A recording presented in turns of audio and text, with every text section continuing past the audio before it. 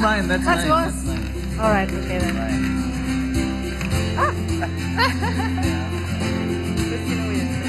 I don't know who's gonna win. Let's just play. Yeah. Look, but the thing is, this game is actually about timing. It's all about Yeah, that's chances true. and all. Hey, hi, by the way, welcome to our viewers in Indonesia and also across the world. Thank you so much for joining us on the 3-hour news show on C Today. By the way, wow. I got a lot. Woo! Does anyone notice anything different? Yes. We are here wearing like, Traditional. not really usual outfit that we usually wear today, every single day on an episode, It's right? actually a daily wear, but it's Yes. quite traditional. True, Right? true. Traditional. Because we are celebrating the second anniversary of See Today. Happy birthday, see today. And in this opportunity, my name is Hans Lang. I would like to greet all of you watching from wherever you are. And also, I personally want to thank you so much for staying with us for the past 2 years. Yes, and me too. Would like to say thank you very much for all of our viewers and also happy birthday to C Today. My name is Rahma Alia and welcome once again to the 3-hour news show. This is a special anniversary show. Now today, as we celebrate the birthday of C Today, we celebrate in the 3-hour news show Pesta Rakyat or People's Celebration. Hey, very right, Alia and Hans. Not only that, we will also look at various festivities in Thailand, Vietnam, Singapore, and the Philippines. I'm Maria Harfanti, and first, let's take a look at what made top stories for today. NASA spacecraft on the Martian surface and the planet's orbit have recorded the biggest meteor strikes and impact craters yet.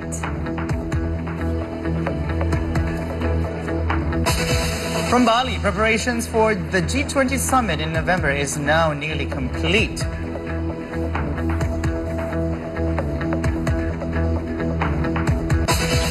Having goods delivered used to take days, but now it can be done in just a matter of hours. We're going to take a look at Hong Kong-based delivery company Lalamove, which recently set up shop in Indonesia. And in our signature segment, See the Stories, we'll have Thai dangdut singer Jirayut and hear about his flourishing career in Indonesia. I've never heard any Thai singing dangdut before. Yo, because It must be good. We took it early before the show. Just Recorded. Yeah, we have it recorded before this show Yeah. today. That's And why the outfit is the same. outfit Yeah. is the same, and also you can see me Dancing? dancing Yes. and stuff. I And can't wait. little did you know Yeah. that actually there is a Thai folk song that sounds almost similar to dangdut. What is it? He told me it called Luk Tong. Oh, look. Luk Tong. But by the way, Yeah. what kind of costume or outfit that you are actually wearing today? Mine is Sundanese traditional fabric. Oh, Yes. yeah. How about you? I'm Because wearing- it could look quite similar. in Yeah. terms It's of a silhouette. kabaya. It's a kabaya, but this one is from Jakarta origin ethnic group or called Betawi. But it's quite the playful type because this is usually it's anchim worn with very formal type and also worn for a very formal type of event. But this time it's a playful one because it's Pesta Rakyat. Yeah, of course. Yeah. Of course. Festivities, right? What do you call it? Kabaya? Anchim. Kabaya. Anchim. Yeah, Kabaya kabaya anchim. anchim. Kabaya anchim. Kabaya anchim. I see. So actually, I'm Yours. wearing the traditional clothes from Madura. Madura is like one area in East Java. So if you see the map, you know Bali is here. How far is it from Bali? So it's probably just a couple of minutes away by plane, by flight to Bali. So this is Bali, and then Madura, and Madura has its own island. Yeah. And then after that, you can see the island of Java. So that I is always love the satay. Oh yes, I sure. love Sate Madura. Sure. I love the taste, the texture of the meat, Sure. as well as the sauce. Actually, there are two kinds of sauce when you ask for satay in Madura. You can have this sweet soy sauce, and you can have the peanut sauce. Yes, peanut is my favorite. Talking about food, we have a lot of food in the studio. Yes. But let's begin with our first news. All Yes. right. Yep. So this first one from outer space, the NASA spacecraft on the Martian surface and the planet's orbit have recorded the biggest meteor strikes and impact craters yet. They were the first ever to be detected near the surface of another planet and carved out craters nearly 500 feet or 150 meters. The larger of the two strikes churned out boulder-sized slabs of ice, which may help researchers look for ways future astronauts can tap into Mars' natural resources. It struck last December, some 3,500 kilometers from the InSight lander, creating a crater roughly 21 meters deep. The impact observations come as InSight nears the end of its mission because of dwindling power.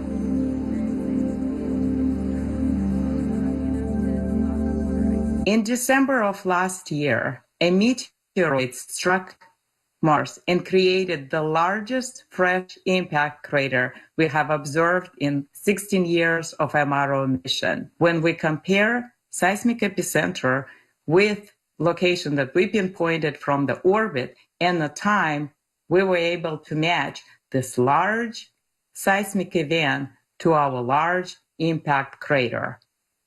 This is by far the largest jointly observed crater recorded seismically and observed from the image, from the orbit.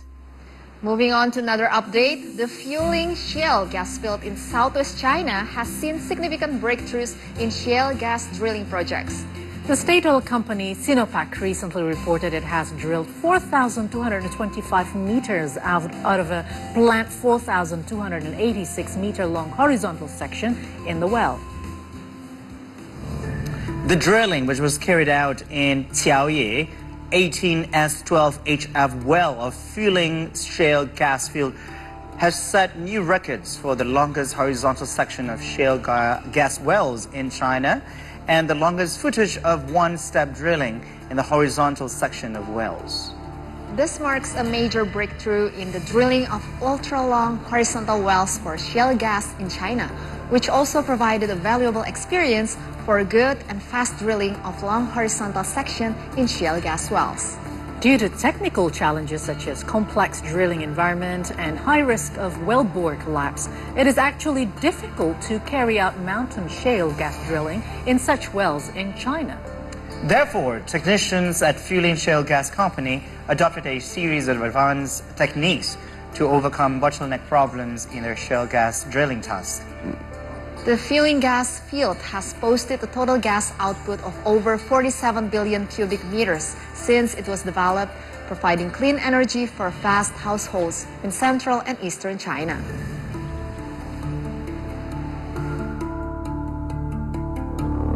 我们创造了国内页岩气水平段最长和水平段一趟钻最长的2项纪录，标志着我国页岩气超长水平井钻滩取得重大突破，为页岩气井长水平段优快钻井提供了宝贵经验。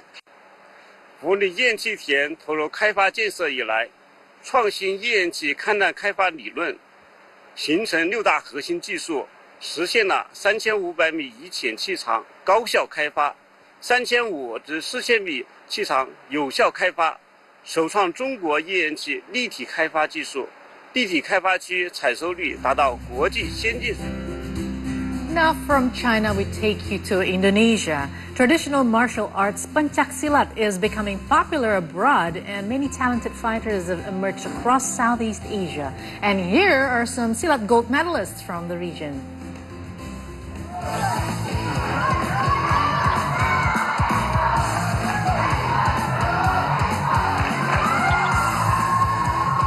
The traditional combat sport of Pencaksilat has garnered enthusiasts from all over the region. With so many countries now competing in the world competition, new Silat champions have been sprouting the region.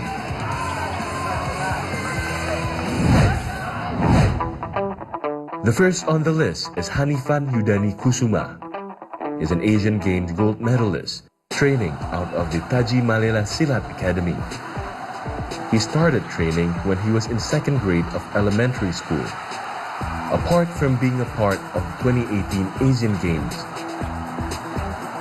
he broke the media by hugging the back then competitors for the presidential race, President Joko Widodo and Prabowo Subianto.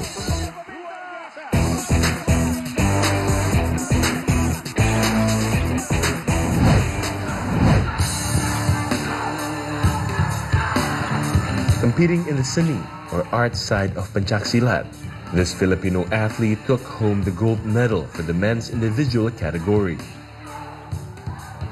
He performed a sequence of jurus or moves and uses the toya for his weapon demonstration act.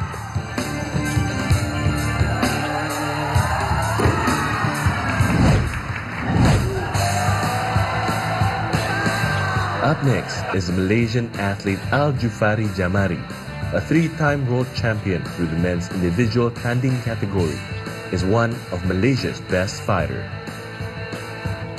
Apart from the World Championship, he is also a podium regular at numerous international Pencaksilat Open. He is known for his aggressive stance and lightning speed footwork.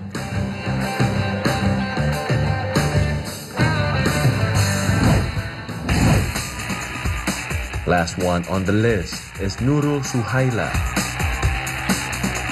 Hailing from Singapore, the 26-year-old athlete has 2 gold world championship medals around her neck. Apart from lightning speed kicks, she's also known for her throwing technique.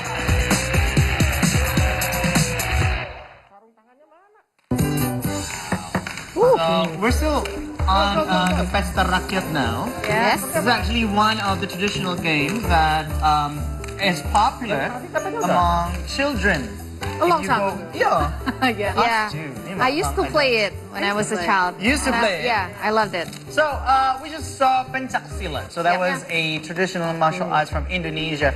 But also there's another thing from the region as well called Muay Thai. But Pencaksilat was in the Batman movie. True. Yeah. It Indonesian was pride. being done by Robert Pattinson. Yes. That's right. So as the basic martial arts for Batman. So if we have Pencaksilat, our brothers and sisters from the other region, our neighboring country Thailand, they have Muay Thai, which is sometimes referred to as Thai boxing, which is a combat sport that uses stand-up striking along various clinching techniques. Now, this discipline is known as the art of 8 limbs, as it is characterized by the combined use of fist, elbows, knees, and shin. Wow.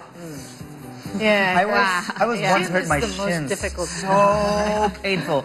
Now, Muay Thai became widespread internationally in the late 20th to 21st century when westernized practitioners from Thailand began competing in kickboxing and mixed rules matches, as well as matches under Muay Thai rules around the world. Now, the professional league is governed by the Professional Boxing Association of Thailand, sanctioned by the Sports Authority of Thailand. Muay Thai is related to other martial arts styles such as Musti Yuda, Adi Murai, Muay Chaya, Muay Boran, Muay Lao, Letway, Pradal Sere, and Tomoy. Now, Muay Thai, that was quite hard. Yeah. Muay Thai developed from the traditional Muay Boran. A practitioner of Muay Thai is known as a Nak Muay. So, we have CJ. Hi, CJ. delivering. Welcome. Thank you, This is for Muay Thai. Yeah. Okay. So, Only 2, so I don't get one. actually, I can put it for you. I can Okay. put it for you. So Yeah. they call it Here. hand wrap. Hand wrap. And Western practitioners in Thailand are sometimes called Nak Muay Farang, meaning foreign boxer. Oh, okay. We've tried this before with a Okay. Muay Thai instructor. So you've played Muay Thai before? Yeah, I did. Once. All right, so while we're putting this on our fists, now Thai culture has many colorful, lively festivals, each different from the other, of course. Remember the Songkran, although during the pandemic, the Songkran was not attended by a lot of But us. it looks very fun. You know, in the following coverage, we'll take a look at some of them.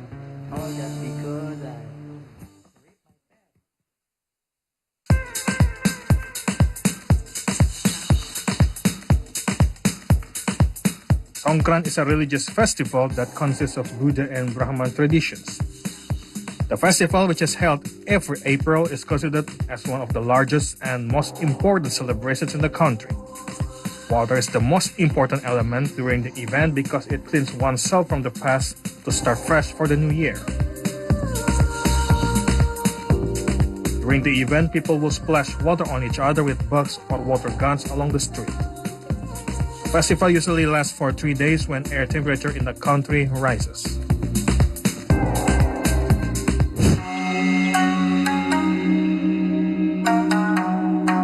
Loy Krathong means float the basket in Thai.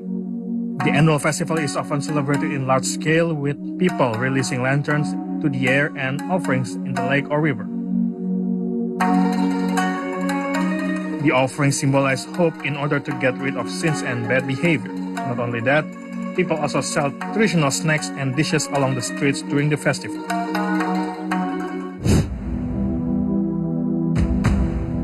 Pitakon, otherwise known as the Ghost Festival, is a 3-day festival where people dress up in ghost masks and join parties or parades in the Dan Sai district of Loei province.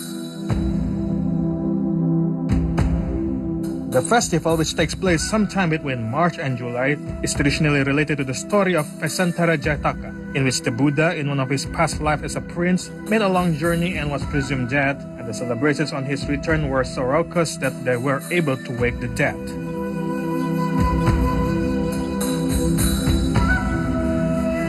Wow, there's so much interesting. Yeah. Because I love festivals and all, so I love Me too. colors and all. Yep. And now we have our Thailand correspondent, Vichitra Dongdi, with us to talk about festivities around the country. Hi, Vijitra. Hi, Vijitra. Sawadee-krap, Vichitra. Sawadee-krap. Ooh. Sawasdee, gents and ladies and gentlemen in the studio, and greetings to your audience, and happy second year anniversary to See Today too. Thank you so much. And also, Vichitra, I want to personally thank you so much for being with us for the past 2 years. Yeah. And because of you, we had lots of updates. Yes, from Thailand. from all the things that happen in Thailand. So, Vichitra, what can you tell us from where you are at the moment? We see a lot of things happening behind I you. know. Yes, please tell us. Well, yes, because the 2-year anniversary for See Today, I couldn't find a better place to be to congratulate See Today for 2 years anniversary. I'm at the Erawan Shrine, which is one of Bangkok's popular destinations, not only among locals but also among foreign tourists as well. And people come here to make a wish, to ask for blessings, making merit, for great health, prosperity, wealth, and whatever they wish for. And that's exactly why I'm here, because I want to make the same thing, make a wish for See Today, for also to be with us for as long as they can, and to continue providing and producing great content, creative, innovative, and fun, entertaining, and most importantly, bring all of us together here in Southeast Asia. You really brought the taste of Southeast Asia, especially from Thailand, Vijitra. So, what about this year's Songkran, though? Because we know that the past 2 years was not very allowing people to attend the celebration. But what about this year? It will be next year, because Songkran is always in April. After 2 years of no Songkran, this year, April, we have a little of mini Songkran. Only a few areas were allowed to have Songkran festival, mainly in like Khao San Road, in Bangkok. And that's about it. Whereas throughout the nations, it was still pretty much restricted.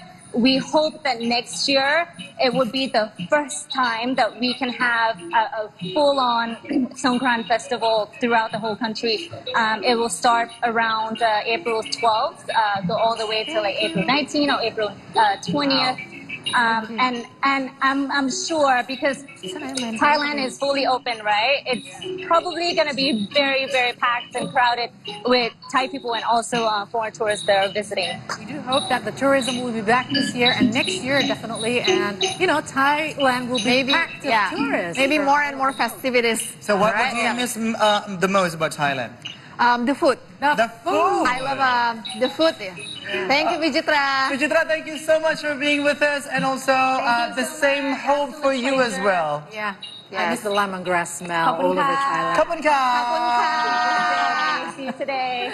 Wow. Thank you, Puchitra. Thank you. Okay, talking about food, Thai food that I love most is tom yum and pad thai. Of course. Yes. Yeah, but I love the beef Thai salad. Yes, Thai beef it's so salad. good too. With the mango, right? I love everything free. With the coriander leaf, with Yes, the beef, with so good. everything. And the tamarind, of course. All right, so us and of course you are not the only ones celebrating See Today's second anniversary.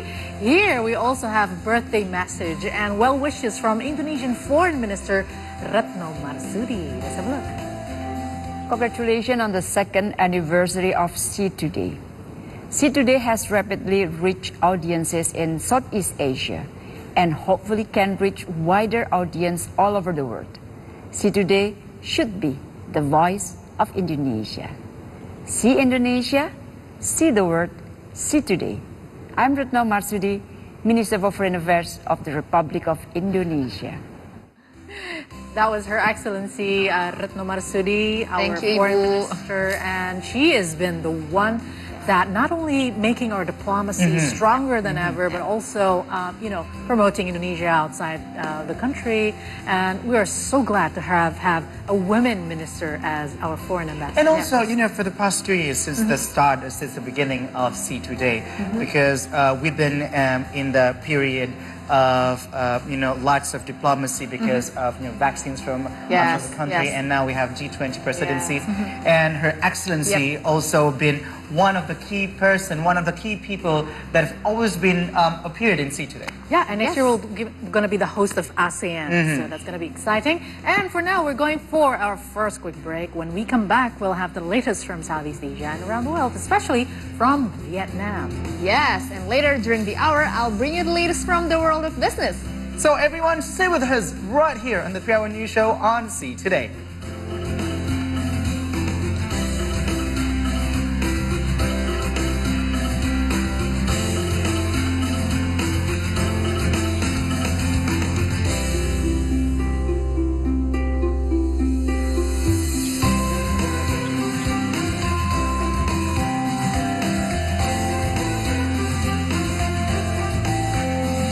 Hello, everyone. Good morning to all of you viewers. You're right here from Indonesia, Southeast Asia, and around the world. Still with us on See Today. It's time for the first sports update of the morning. Pelita Jaya Jakarta won the first game of the 2022 IBL semifinals with West Bandit Solo at Gor Citra Arena, Bandung, West Java. Paul McCartney is among some high-profile fans celebrating widely beloved singer, actor, and humanitarian Doris Day.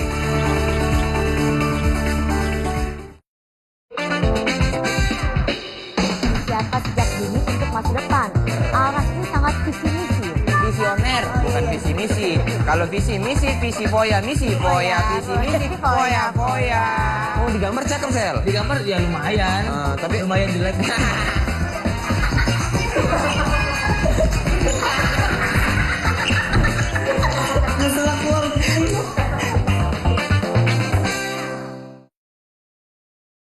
Hey, buddies! Welcome back to another episode of Buddy Talk with me, Paul Palelli. Let's say hello to Bebo and the Buds. Hey, guys!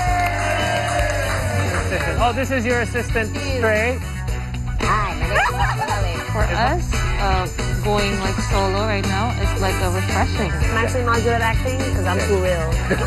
Well, it's time for another Buddy Challenge. It's the only word I know.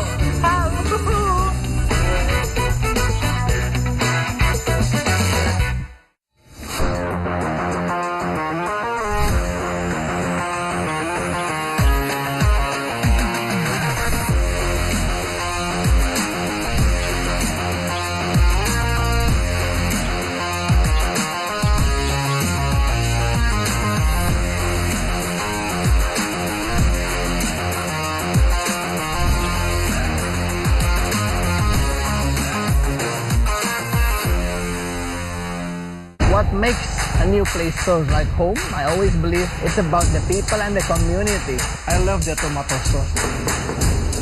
This is what I always say, the dish of signature. And food often the best way to connect them all. Ooh, this one really good. Restaurants, for me, is the beating heart of a city. That is why I love exploring new places.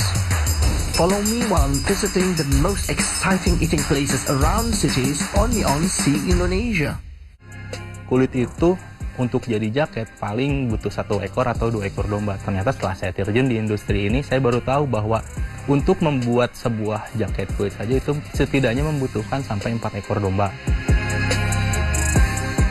Lakukan aja yang bisa kita lakukan, hal sekecil apapun gitu yang bisa kita lakukan ya lakukan saja gitu. Jangan sampai harus nunggu dulu, tapi lakukan aja hal sekecil apapun gitu.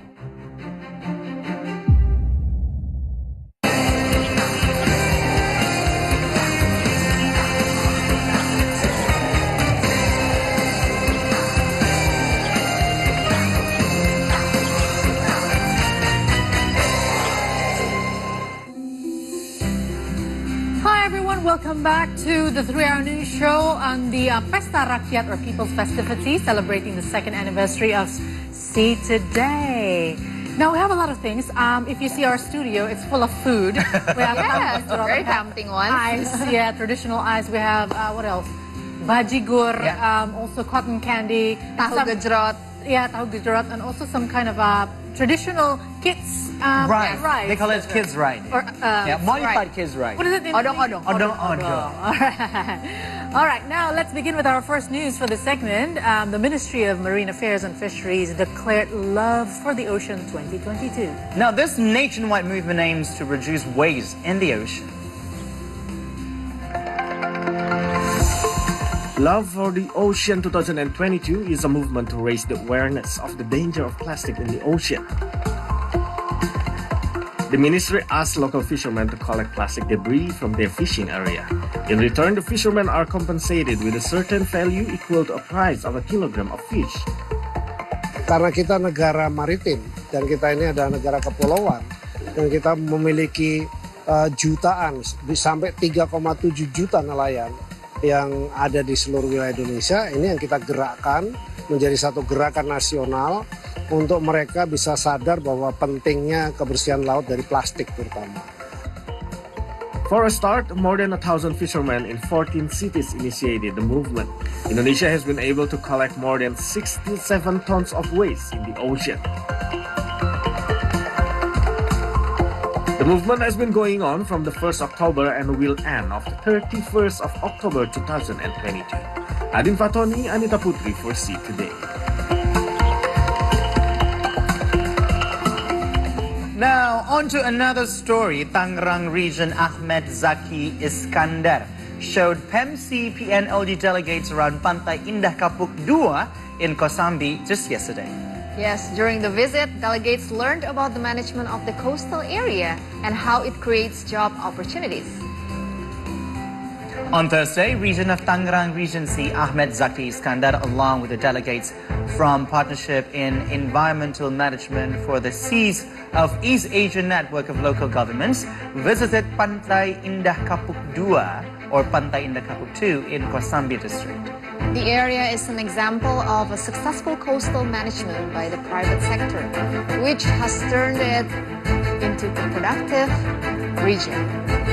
The development has opened around 200,000 job opportunities for locals around the projects.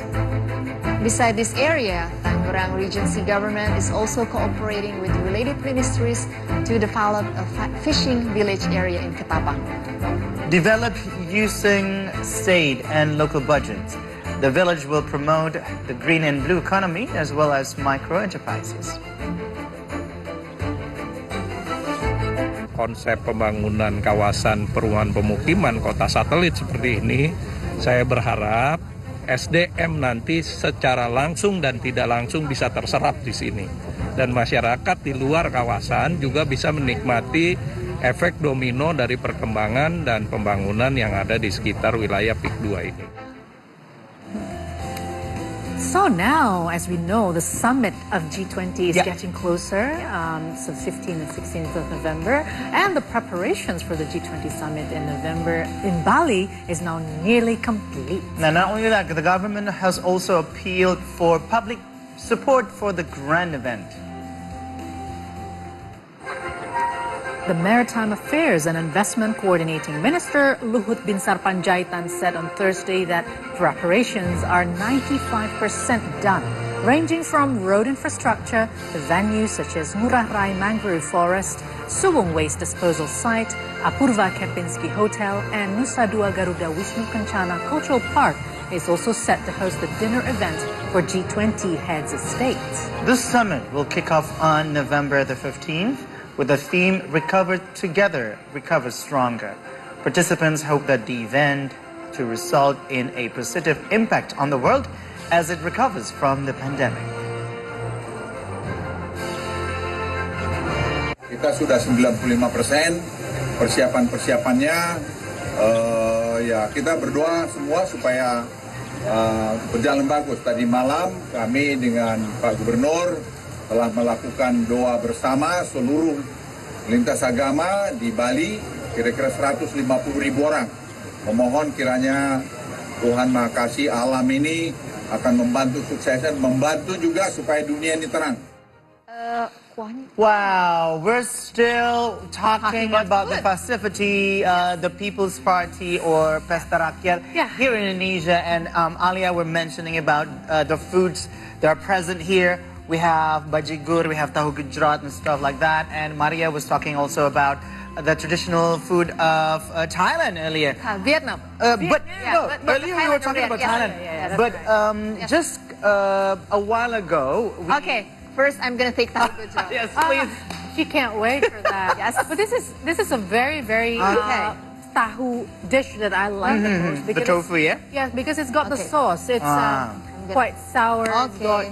It's got shallots sliced. Or probably you can get the one with the Chili. sauce. With the sauce. Okay. Yes, that one. Oh, this one. Yes. Oh, lovely. So, a while ago, we saw Antonio Guterres, the UN Secretary General, went to Vietnam. Okay. And I was actually reading the news and also delivering the story. And suddenly it struck me how I miss being in Vietnam. Because, you know, the food, again. Yes. The food. The food is very healthy, though. Very healthy. Many phages. In every dish. Yeah. What kind of Vietnamese food that came to your mind? I'm not very creative in this, but I love banh mi and also pho. Of course. I love bún chả. Oh, yes. So good. There's this one bún chả in Hanoi. They call it bún chả Dak Kim. So now we're curious about Vietnamese festivals. Earlier we saw the Thailand festivals, but luckily now we have Vietnam correspondent Sebastian Mai to tell us more. Hey, Sebastian. Hello, Sebastian. Also have a standard health procedure as well as health protocols to ensure that everyone could go. I think we're still trying to connect. Maybe he's eating genomic surveillance. In Hanoi. So, which region in Vietnam did you go to? Ho Chi Minh. Ho Chi Minh, Yes. or they call it, back in the days they call it Saigon. Yes, Saigon. And that's hence the name of the Broadway play, Miss Saigon. Miss Saigon, that's right. So did you ever gone to Vietnam? I went to Little Vietnam, which is a restaurant. Yeah, but the food is nice. Yeah. All right, so now we're trying to reach Sebastian. Are you there? Hello, I'm here. Hey, Sebastian! Yes, we can. How are you? I'm good. How are you? We're good. We're having a blast. Wait, how do you say it? Chào An, isn't it? Chào An. I'm sorry? How do you say hi or good evening, good afternoon, good morning? Okay, so basically you can just say Xin Chào. Oh, Xin Chào. All right. All right, Sebastian, what can you tell us from where you are at the moment? Okay, so I'm standing here at Ben Thanh Market, which is the icon of Ho Chi Minh City, Vietnam. It's really crowded here, so I'm choosing a really quiet spot to talk to you guys. So what kind of festivals usually is there in Vietnam, Sebastian? All right, so I think it depends on the time you arrive here in Vietnam. So if you come here at the beginning of the year, it will definitely be the Lunar New Year, or you can call it in another name, which is Tết Holiday. It is a really meaningful and important occasion for everyone across Vietnam. And if you come here at the middle of the year, it is Mid-Autumn Festival.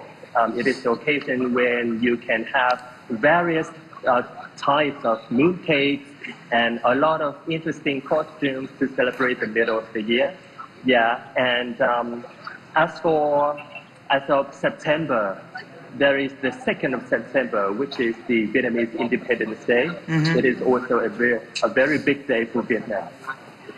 Okay, look at wow. that. But which city are you in at the moment?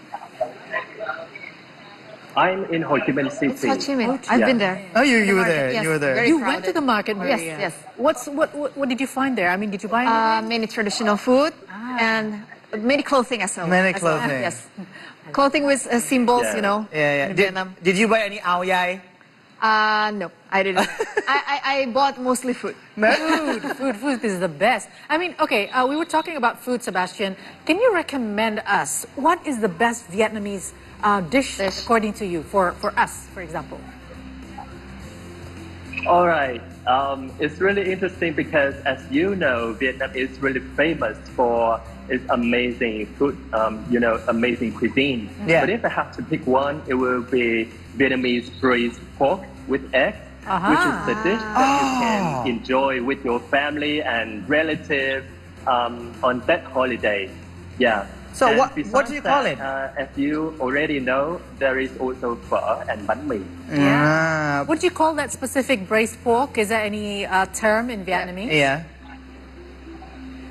Okay, so in Vietnamese it is called thịt kho hột vịt. Wait. Can you repeat that again? Can you pronounce it again? Slowly. Okay, so 4 words. Thịt Cut. kho Kho. hột Cut ca hop. vịt. Mật. Cut ca hop. All right.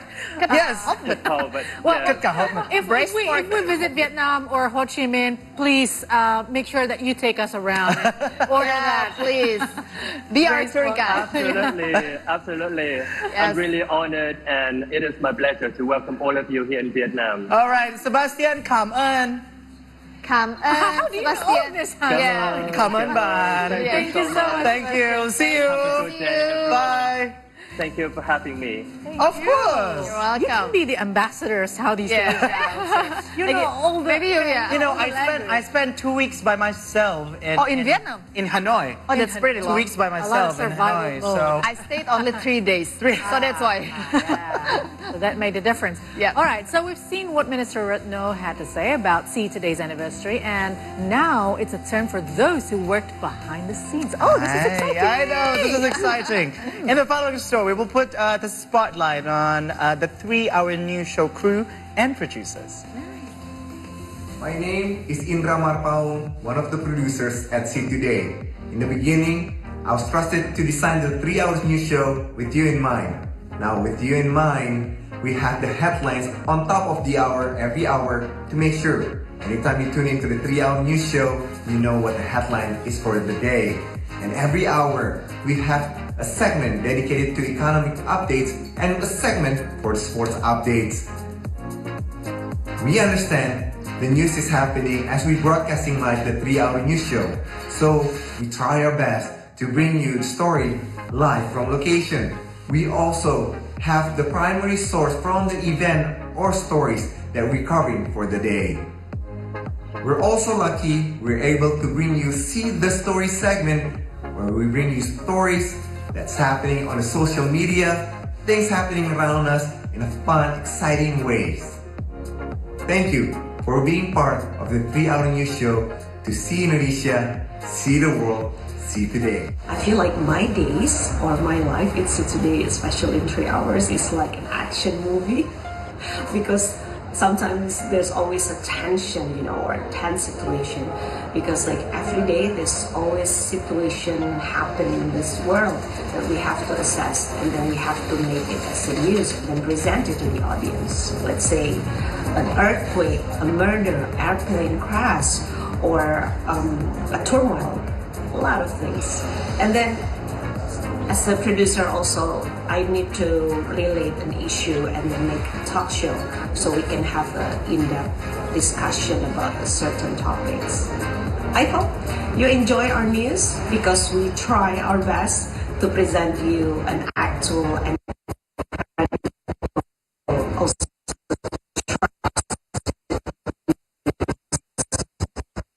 to the audience.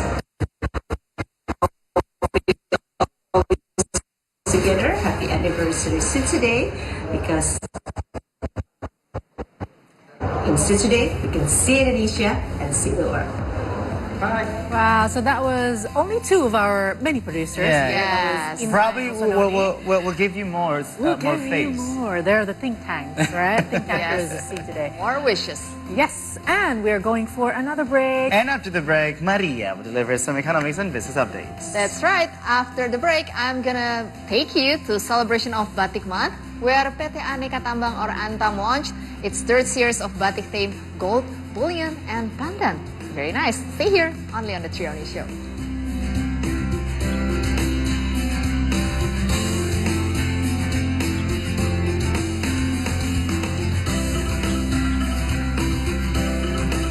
Hello, everyone. Good morning to all of you viewers. You're right here from Indonesia, Southeast Asia, and around the world. Chill with us and see today. It's time for the first sports update of the morning. Pelita Jaya Jakarta won the first game of the 2022 IBL semifinals with the West Bandits Solo at Gor Citra Arena Bandung, West Java. Paul McCartney is among some high-profile fans celebrating widely beloved singer, actor, and humanitarian Doris Day.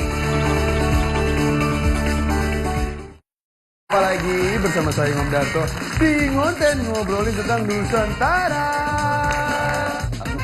Hap. Wih, malah banyak-banyak, Neng. Santai aja, lapar situ. Orang Malang ya? Iya, Malang. Oh, Malang. Arek ngalam. Oke, bisa bahasa ngalam? Bisa. Coba. Matur suwun. Wah, cuma segitu saja. Ya, dia MD. MD-nya ada panjangnya tuh. Apa tuh? My Dream.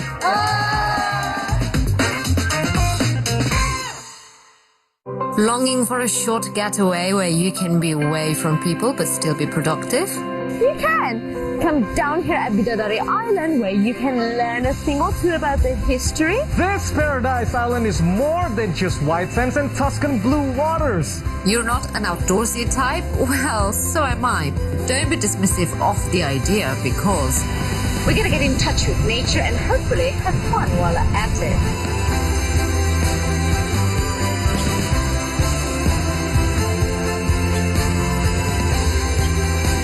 See the beauty only on See Indonesia. Come see the beauty only on See Indonesia.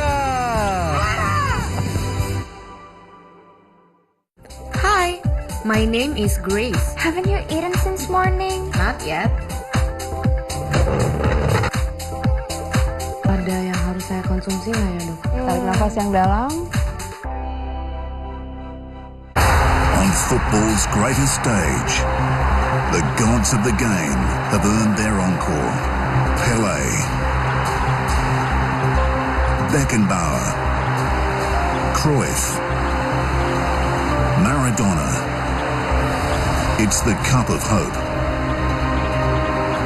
The cup of dreams. It's football's biggest prize on the greatest stage of all. Welcome back to Theory of Everything. We will round up some of the biggest or craziest theories that have been circulating around the web and then stuck on your head, such as fan theories that audiences have about movies, shows, comics, or anything really. When the initial trailer for Doctor Strange 2, it was clear Wanda Maximoff held a prominent role in the film, though whether she'd play friend or foe to Benedict Cumberbatch lead remain in question.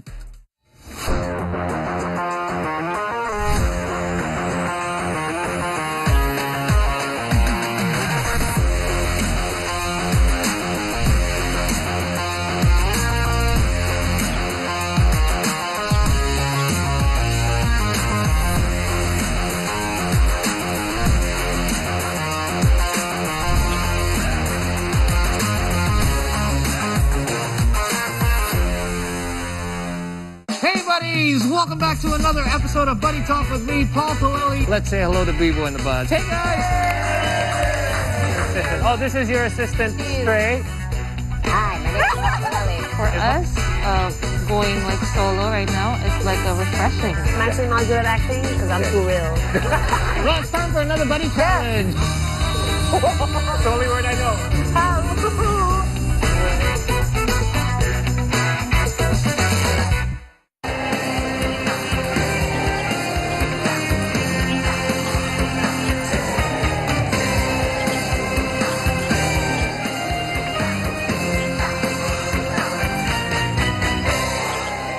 To 3-Hour News Show Special Edition because it's our 2nd anniversary. The theme today is Pesta Rakyat, and on this Pesta Rakyat, we still have some business updates starting from Indonesia. PT Aneka Tambang or Antam launched its 3rd series of batik-themed gold bullion and pendant yesterday. Production is limited to 10,000 pieces, and each features anti-counterfeiting protection in the form of microtext.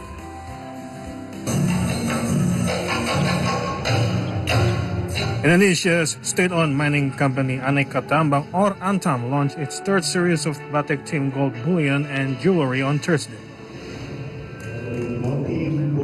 The series features 4 batik motifs: Hook, Trimanganti, Bokor Kencono, and Mahkota Sigar. The launch itself coincided with the National Batik Month. Production is limited to 10,000 pieces and is mainly aimed at collectors who have owned the previous series. Di seri 1 dan 2 itu kita sebenarnya juga menampilkan emas batik ini dalam versi perhiasan gitu. Kalau dulu kita ingat terus, jadi emas tangan batiknya dibingkai dengan bezel, kemudian menjadi liontin gitu. Kita menjadikan itu satu perhiasan. Dulu kita harus membelinya dalam 2 paket gitu ya. Beli bingkainya dan beli batiknya. Speaking during the launch, Antam's Business Development Director Dolok Silaban said the new release shows the company's commitment to highlighting national cultural heritage. Products also boast better security to protect their value. Kita tetap memberikan peluang kepada masyarakat bisa dalam bentuk nantinya. Karena di resesi ini terkait ada beberapa hal, baik kemampuan secara beli maupun dari sisi security. Karena ketika terjadi resesi, security atau keamanan kadang-kadang juga timbul penurunan tingkat keamanan gitu ya. Nah mungkin dalam hal ini salah satu strategi yang kita lakukan adalah untuk melakukan penjualan secara online. Jadi, the 8-gram pendants contain 91.7 gold, while the 10 and 20-gram bullion contain 99.9%. See Today contributor reporting from Jakarta. Such festivities always warm our heart. And still from Indonesia, the country government is banking on the Jakarta-Bandung high-speed railway to ease challenges for commuters and modernize the country's transportation industry.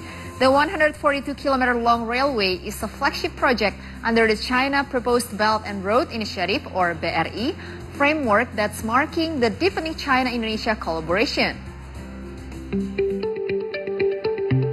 The Indonesian government is banking on the Jakarta-Bandung high-speed railway to make travels easier for commuters and modernize the transportation industry. The route will connect Jakarta with West Java's most populated city, Bandung. With a design speed of 350 kilometers per hour, it will shorten the travel time between the two cities from about 2.5 hours by car to about 45 minutes by rail. Most important project between Indonesia and China, and as the largest foreign investment in Indonesia history. This time at the G20 meeting, Indonesia said is the chairman. We have to do the showcase about our project, to show the cooperation between Indonesia and China, to show the faster development of Indonesia society. Many believe it will be a monumental step for millions of people that have to brave Jakarta's traffic daily. The development or the construction of the high-speed railway is not only to bring the benefit to the people, to the transportation sector, but also give the benefit to the such example for the Indonesian railway development, and then for the aspect of technology, and then also for the economic point of view. And this operation of the high-speed railway Jakarta-Bandung in next year, hopefully in next year, is the significant and important milestone for the development of the railways in Indonesia. The railway project is also expected to accelerate both social and economic growth in the country. It is scheduled to go into operation in June next year.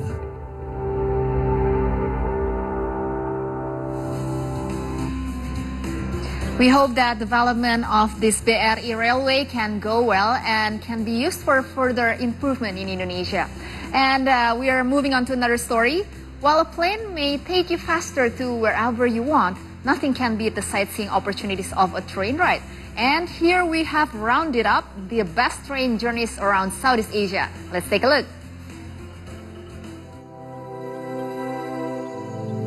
As the world's transportation getting faster and faster, sometimes we need a more romantic way to enjoy our surroundings and our journey.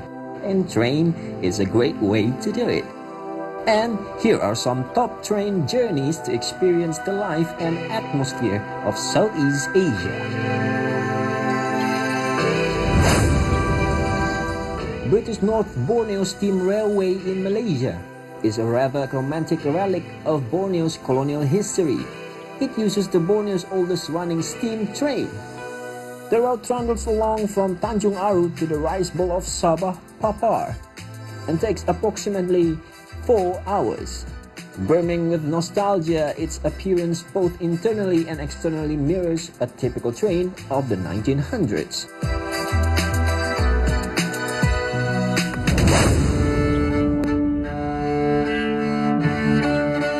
Bamboo trains in Cambodia is not your usual train. Just like the name, the trains are made from bamboo and powered by a small engine. With the introduction of improved infrastructure across Cambodia, these DIY trains would have become obsolete had it not been transformed into a fun travel experience. At only 20 minutes long, this is a brief trip that allows you to see the countryside in a fun way. Eastern and Oriental Express is one of the most luxurious train experiences in Asia. It offers a variety of journeys across Asia, and the most popular one is between Singapore and Bangkok.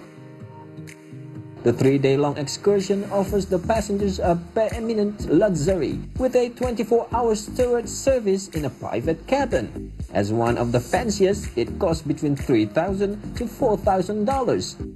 However, the money will be well invested for an unforgettable journey across rural landscapes, colonial cities, tea plantations, temples, and many more.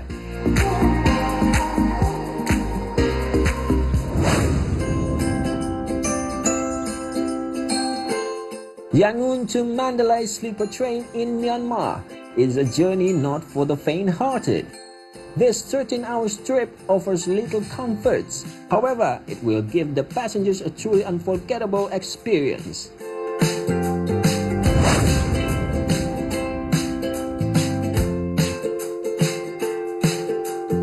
Various trains across Java, Indonesia will offer passengers various beautiful landscapes from the metropolitan cities, lakes and streams, lush paddy fields, and impressive volcanic mountains. Passengers can choose from the basic economy class to the most comfortable executive class, completed with individual reclining seats and onboard entertainment. Passengers can also enjoy surprisingly tasty meals delivered to their seats or order them on the restoration coach. I mean, who doesn't love taking a train?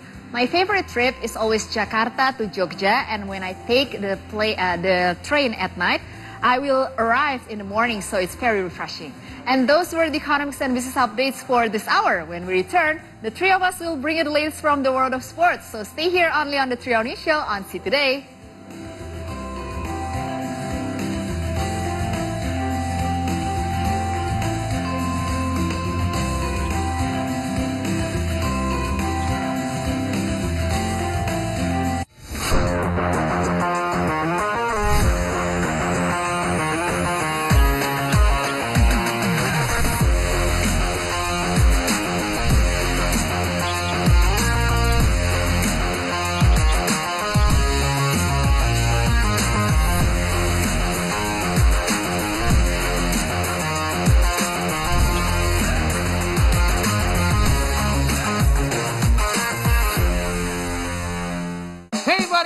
welcome back to another episode of Buddy Talk with me, Paul Palelli. Let's say hello to Bebo and the Buds. Hey guys! Oh, this is your assistant, Trey.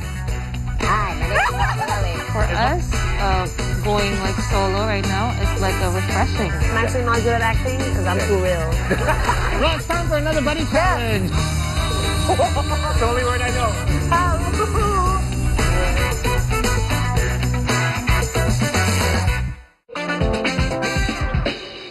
Siapa sejak dini untuk masa depan.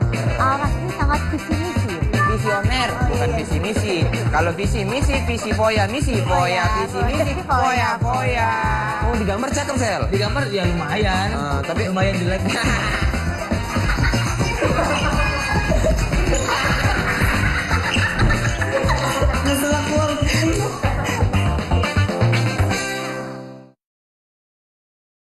Hello, everyone. Good morning to all of you viewers. You're right here from Indonesia, Southeast Asia, and around the world. Share with us and see today it's time for the first sports update of the morning. Pelita Jaya Jakarta won the first game of the 2022 IBL semifinals with the West Bandits Solo at Gor Citra Arena, Bandung, West Java. Paul McCartney is among some high-profile fans celebrating widely beloved singer, actor, and humanitarian Doris Day.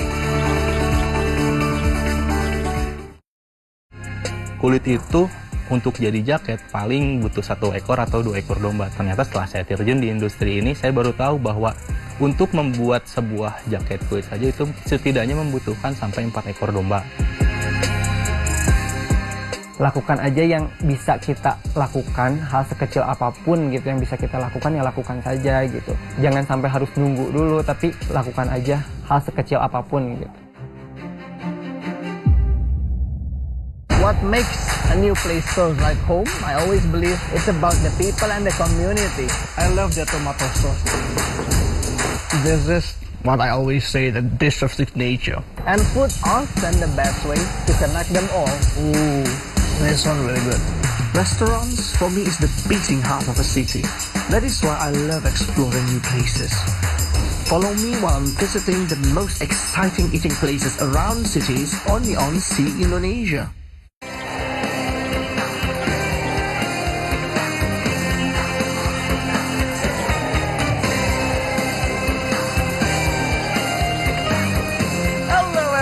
Welcome back to the 3-hour news show on C2J Silan Pesta Rakyat or People's Party. Yeah. So as you could see, we have lots of foods and Alia is, trying Don't talk to me. her best.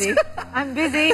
Indonesia's traditional candy. Yeah, cotton candy. Trying to draw the cotton candy. But anyway, if you are actually following the news, Indonesians are taking to the social media to voice their anger over an incident a while ago. It's a major gaffe at the Denmark Open final.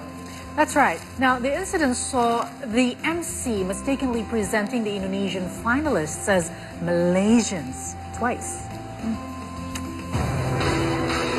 Runner-up from Malaysia, Marcus Fernando Gideon, Kevin Sanjaya Sukumoyo. Indonesians are taking to social media to voice their anger after the MC at the Denmark Open men's double final presented both finalists Marcus Gideon, Kevin Sanjaya, and Fajar Alfian and Rian Ardianto as Malaysians. Gideon and Sanjaya were the first to be mispresented as they were about to go up the podium. 21-19, 28-26 from Malaysia, Fajar Alfian and Muhammad Rian Ardianto. The master ceremony. The tournament's organizing committee has since apologized on Twitter and declared both duos as Indonesians. Despite this, the incident still left a bitter taste to many Indonesian fans, and many continue to attack the organizer. Wow, that was major. Yeah, that was major, that's right. I mean, as an MC, you have to be responsible in what you say. Yeah, true. And that was quite a fatal mistake. Yes, but what if because that- it's twice, not just once. This reminds me of my childhood. This is cotton candy that I shaped as a big chop shops. Yes, yes. And the ones, the one that have like the shape like a burger. Yeah, burger. There are two crackers. And the inside is the cotton candy. We call it the grandma's hair. Yeah, Rambut nenek. Yes. Grandma's And hair. it's so good. It is. I Yes, like it crunchy, better than very this one, sweet. actually. Yes. All right, now, since we're celebrating the second anniversary, and we are so much wanting to introduce a lot of Asian, especially Southeast Asian countries. Now, I'd like to challenge Hans and also Maria to a game where they will have to guess the flag of Southeast Asian countries. Oh. Are you ready? Oh, okay. Yeah? So, Maria, pick your weapon. All right. Ooh. Check the siren, not siren, but yeah. The bell. Are you good? Okay. All right. Okay. Let's see the first picture on the plasma. You did it at the same It's time. Okay, Maria. Laos. Lao, that's right. Yay! 1 point for Maria. Okay, Hans, you gotta try this time next time, all right? Okay, second. Let's see. Plasma. Okay, Hans' turn. It's Cambodia. Oh, you got it right. Absolutely right. Both of you got it. Cambodia. 1 point. All right. Okay. Now, let's go on the third one. Okay, Maria. It's Vietnam. That's right, Vietnam. You're so smart. I don't think you ever skipped geography class. No. All right, now, fourth. Are you ready? Yes. Yeah. Both of you rang at the same time, no? Okay, Hans, go first. Philippines. Yeah, absolutely. It's a pageant country. Pageant country. That's a pageant country. So it's a tie, right? 2 and 2. Yes. Okay, so this is the final one. This is the deciding one. Ooh. Let's see. Woohoo! Wow. I think this is Brunei Darussalam. Absolutely. Yay! Maria got it right. She's the winner. Yes. I know it because Because of that. Because of that. And also the color. The letter though. The letter. What is it? What is the written Arabic there? I don't know. Well, let's call some Bruneians. The second line was Brunei Darussalam. Okay, from right to left, right? Brunei. Yeah. Okay. It's Arabic. Brunei Darussalam. Okay, congrats, Maria. Yes, thank you. I won. That's wrap for Sports and Flags this hour. But when we return, we'll have more information. So keep it here only on the Triodi Show on See Today, special edition Pesta Rakyat.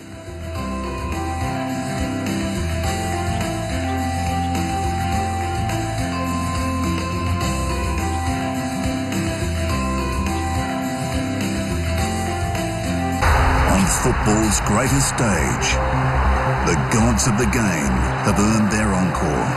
Pelé, Beckenbauer, Cruyff, Maradona. It's the cup of hope, the cup of dreams. It's football's biggest prize on the greatest stage of all. Longing for a short getaway where you can be away from people but still be productive? You can! Come down here at Bidadari Island where you can learn a thing or two about the history. This paradise island is more than just white sands and Tuscan blue waters. You're not an outdoorsy type? Well, so am I. Don't be dismissive of the idea because we're gonna get in touch with nature and hopefully have fun while at it.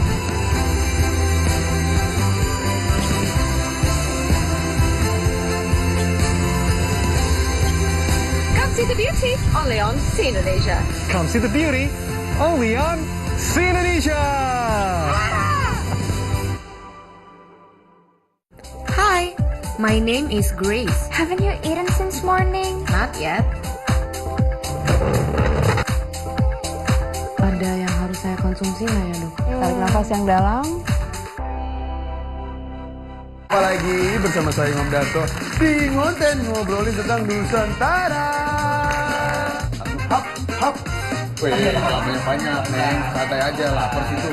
Orang Malang ya? Iya, Malang. Oh, Malang. Arek ngalam. Oke, bisa bahasa ngalam? Bisa. Coba. Matur suwun. Wah, cuma segitu saja. Ya, dia MD. MD-nya ada panjangnya tuh. Apa tuh? My Dream. Oh.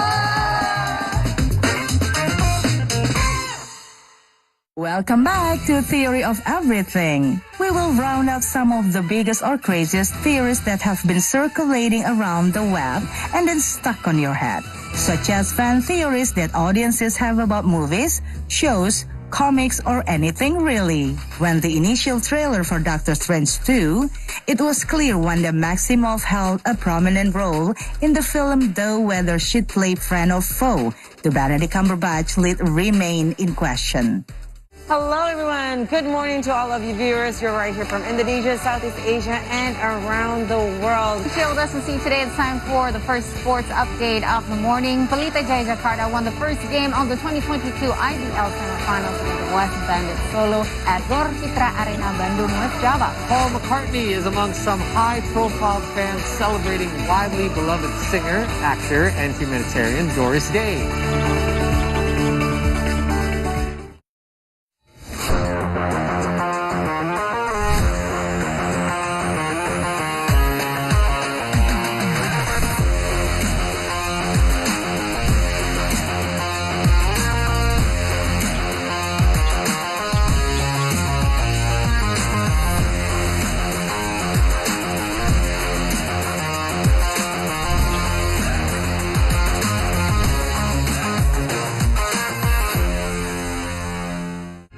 Kulit itu untuk jadi jaket paling butuh 1 ekor atau 2 ekor domba. Ternyata setelah saya terjun di industri ini, saya baru tahu bahwa untuk membuat sebuah jaket kulit saja itu setidaknya membutuhkan sampai 4 ekor domba. Lakukan aja yang bisa kita lakukan, hal sekecil apapun gitu yang bisa kita lakukan, ya lakukan saja gitu. Jangan sampai harus nunggu dulu, tapi lakukan aja hal sekecil apapun gitu.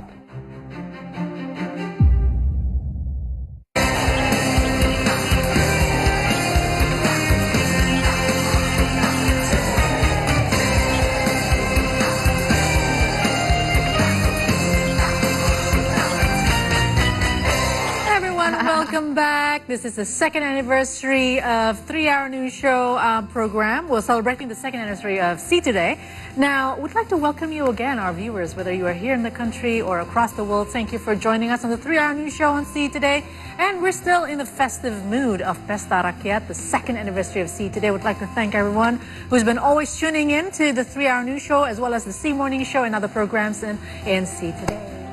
My name is Alia, by the way. And my name is Hans Lango. Welcome to the 3-Hour News Show. Make sure to follow us on Twitter, Instagram, and YouTube. Our handles are only one, at See Today News for every platform. Now you can tune in for the latest updates. And with us today is Maria for the latest from the business world. Yes, thank you, Hans. I'm Maria Harfanti. We'll take a look at market and business updates from the country, the region, and elsewhere around the world. But now, let's take a look at what made the top stories for today. NASA spacecraft on the Martian surface and the planet's orbit have recorded the biggest meteor strikes and impact craters yet. The preparations for the G20 summit in November is now nearly complete.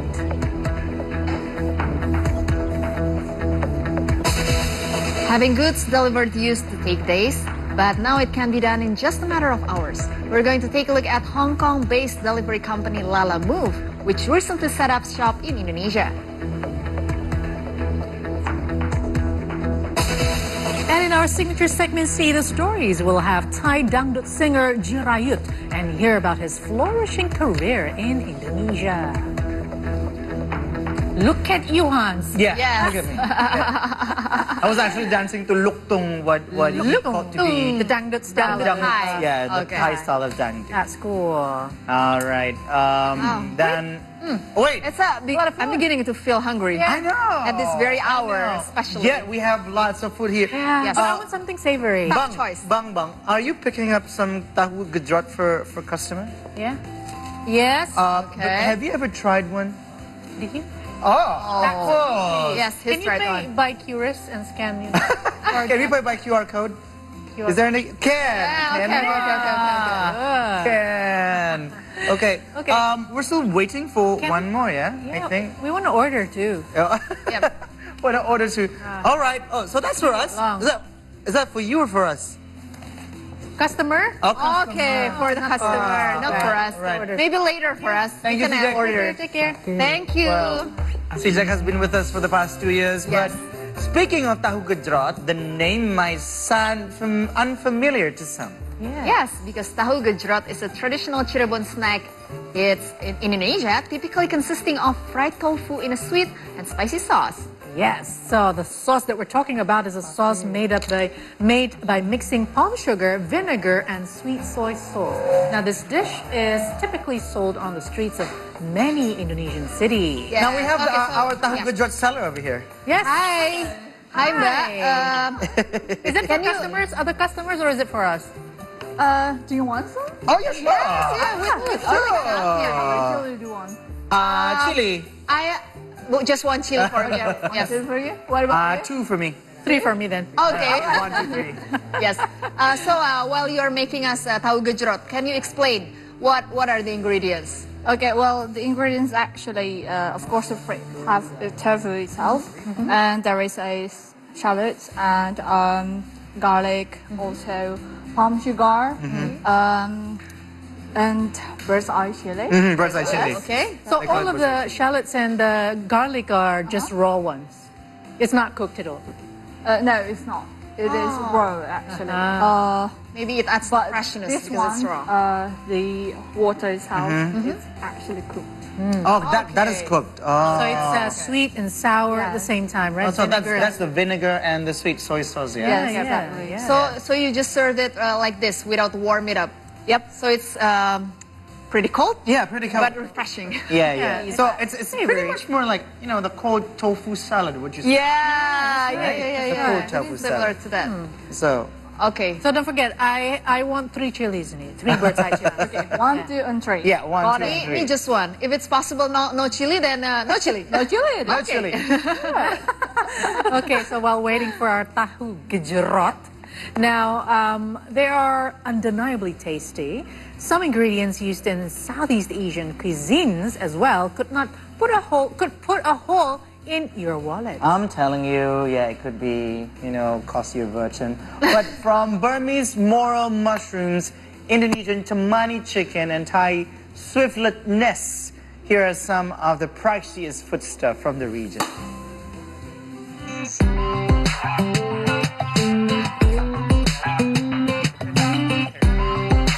Morchella mushrooms. You can find this sponge-like mushroom in Myanmar. They usually grow in an area which is directly adjacent to the Himalayan mountain trail.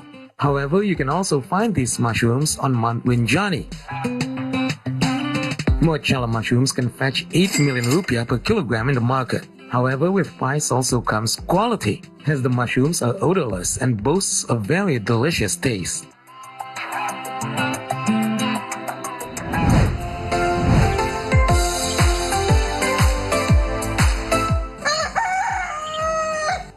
Chimani chicken is a breed of chicken native to Indonesia. The British used to call it Lamborghini chicken because of its price. What separates this breed of chicken from others is the fact that they are entirely black. Aside from their quill, their bone, flesh, and blood are also black in color. In Indonesia, this breed is commonly used as ritual offering in some regions. Are you curious about the price? The Chimani chicken costs 2 million rupiah. People who have consumed it says that this chicken has a very delightful taste.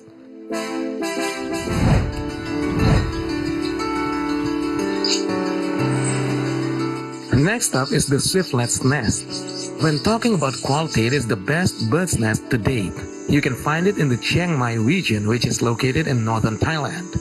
The nest is almost entirely made from the swiftlet's saliva and have a high nutrient content consisting of calcium, minerals, and iron.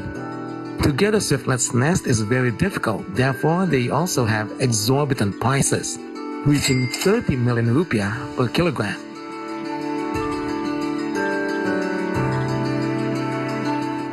Ooh, That's so pricey, like Yeah.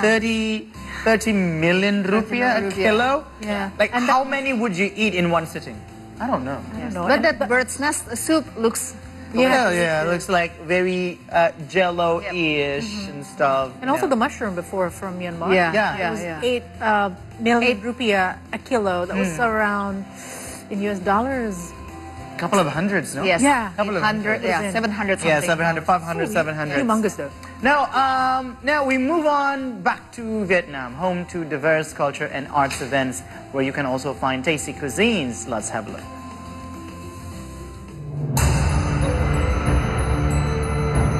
Hue Festival is a biennial celebration that is regularly held in the city of Hue, which has been included in the list of UNESCO sites. This festival was first held in the year 2000 with the aim of preserving the culture of the Nguyen dynasty. The highlight of Hue Festival is a week of arts and culture where visitors will be presented with various attractions and unique traditional games, including dragon boat racing, musical performances, regional fashion shows, flying kites, and more.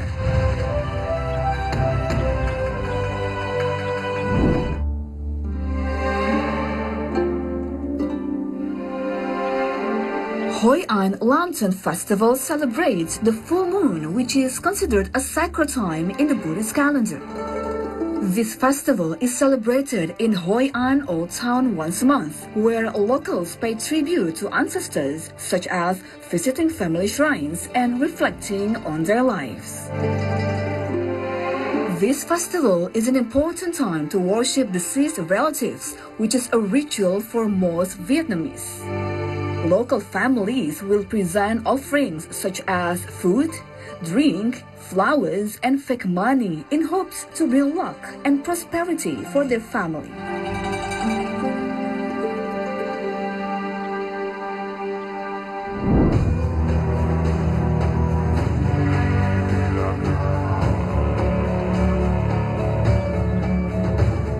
Vesak Day or Pat Dan in Vietnamese marks Buddha's birth, enlightenment, and death.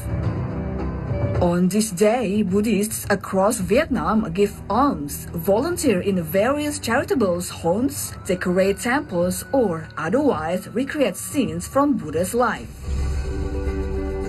In terms of festive activities, they also organize parades and ceremonies, release lanterns on the river, held lectures on Buddhism, and perform cultural performances.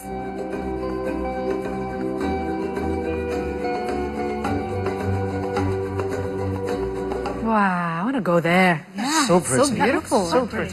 Yeah, with all the lights, lanterns, and all. And that was actually in Hoi An in Vietnam, or you can go to Da Nang, so anywhere in Vietnam as well. So not only there, probably if you want to go to Indonesia and you want to cover all from the west to the east, it won't be enough for only like 1 week. But you can go to Taman Mini Indonesia Indah, so there's one theme park. But also, the Taman Mini Indonesia Indah held the Gemah Exotica Budaya Nusantara Parade earlier today, showcasing Indonesian cultural diversity. That's right. The event was held to commemorate the Youth Pledge Day, which is today, ahead of the park's post-renovation inauguration. 1,000 performers in traditional costumes took part in the parade, playing traditional instruments. There were also martial arts showcase and dance performances, as well as a recitation of the Youth Pledge. Park Director Emilia Eni Utari said she hopes the event will encourage the young generation to keep the cultural heritages alive. Ini Taman Mini Indonesia Indah berkolaborasi dengan seluruh anjungan daerah serta museum menyelenggarakan kegiatan program Gemah Estetika Budaya Nusantara, yang mana kita dalam rangka memperingati Hari Sumpah Pemuda, kita sebagai destinasi budaya kita memberikan ragam budaya untuk menggerakkan seluruh generasi muda Indonesia untuk mencintai budayanya sendiri. Hari ini kurang lebih sekitar 1.000 orang peserta yang hadir dan ikut berpartisipasi di dalam kegiatan Gemah Estetika Nusantara Budaya. Pesertanya seluruh dari anjungan, dari pegawai anjungan, museum, dan juga seluruh pegawai Taman Mini. Ini salah satu kegiatan program reopening yang akan diselenggarakan pada tahun depan ya, bulan Juni 2020. Kami sengaja untuk menyelenggarakan kegiatan ini adalah seluruh anjungan akan menampilkan berbagai budayanya, beragam atraksi budaya, selain tari-tarian dan juga musik-musik juga akan ditampilkan untuk menyemarakan dalam rangka Hari Sumpah. look how rich our culture is in Indonesia. We've got a lot of, ethnic groups. We have a lot of beautiful costumes as well from all around the archipelago. I'm getting really hungry, and we already ordered tahu gejrot. We'll see if it's ready. Is it? This one is without the chili. order is ready. Thank you for, This one's with 2 chili. Thank you for chilies, all fulfilling right. my special 2 chilies. request. Thank you so much. Thank you so I need a lot of water before I eat this. Oh my god.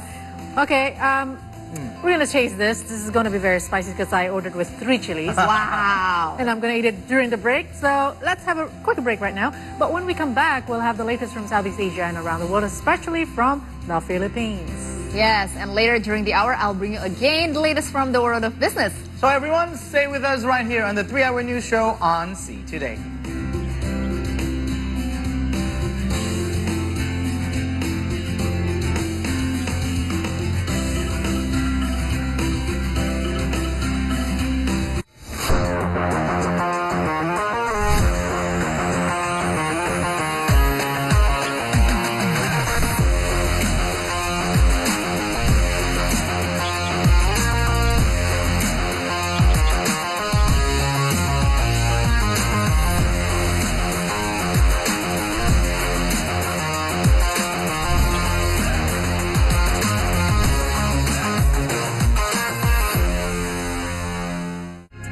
Kulit itu untuk jadi jaket paling butuh 1 ekor atau 2 ekor domba. Ternyata setelah saya terjun di industri ini, saya baru tahu bahwa untuk membuat sebuah jaket kulit saja itu setidaknya membutuhkan sampai 4 ekor domba. Lakukan aja yang bisa kita lakukan, hal sekecil apapun gitu yang bisa kita lakukan, ya lakukan saja gitu. Jangan sampai harus nunggu dulu, tapi lakukan aja hal sekecil apapun gitu.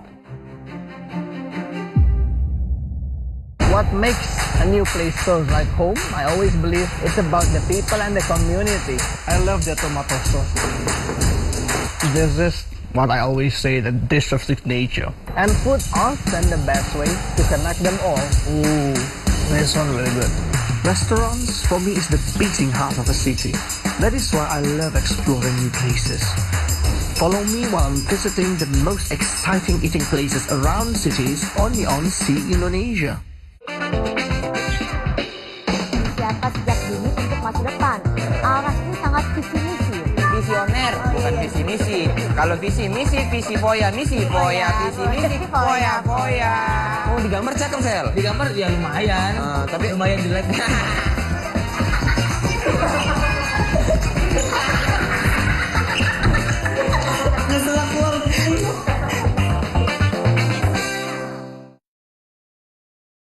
Hello, everyone. Good morning to all of you viewers. You're right here from Indonesia, Southeast Asia, and around the world. Here with us to See Today, it's time for the first sports update of the morning. Pelita Jaya Jakarta won the first game of the 2022 IBL semifinals against West Bandit Solo at Gor Citra Arena, Bandung, West Java. Paul McCartney is among some high-profile fans celebrating widely beloved singer, actor, and humanitarian Doris Day.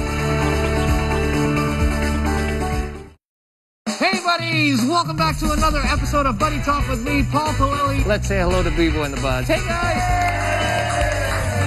Oh, this is your assistant, Trey. Hi, my name is Palelli. For us, going like solo right now, it's like a refreshing. I'm actually not good at acting because I'm too real. Well, it's time for another Buddy Challenge. It's the only word I know.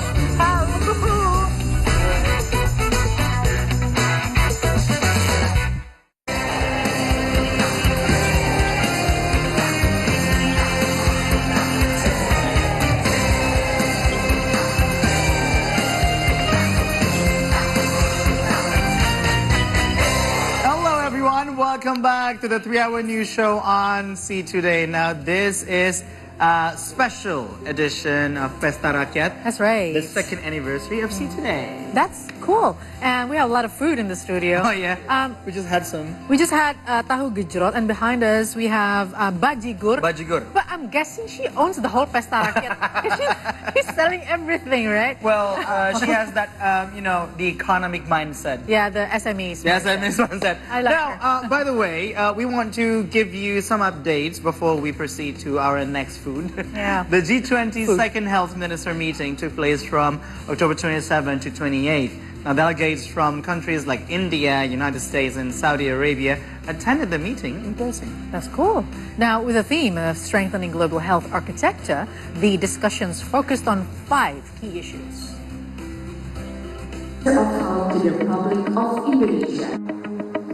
Indonesian Health Minister Budi Gunadi Sadikin welcomed foreign delegates to the G20 Second Health Ministers meeting at Intercontinental Hotel Jimbaran on Thursday, October the 27th. Various countries, including India, Saudi Arabia, Italy, and United States, attended the meeting, represented by health ministers or deputies. International organizations such as WHO and Gavi also attended. In its G20 presidency, Indonesia is focusing on strengthening global health architecture.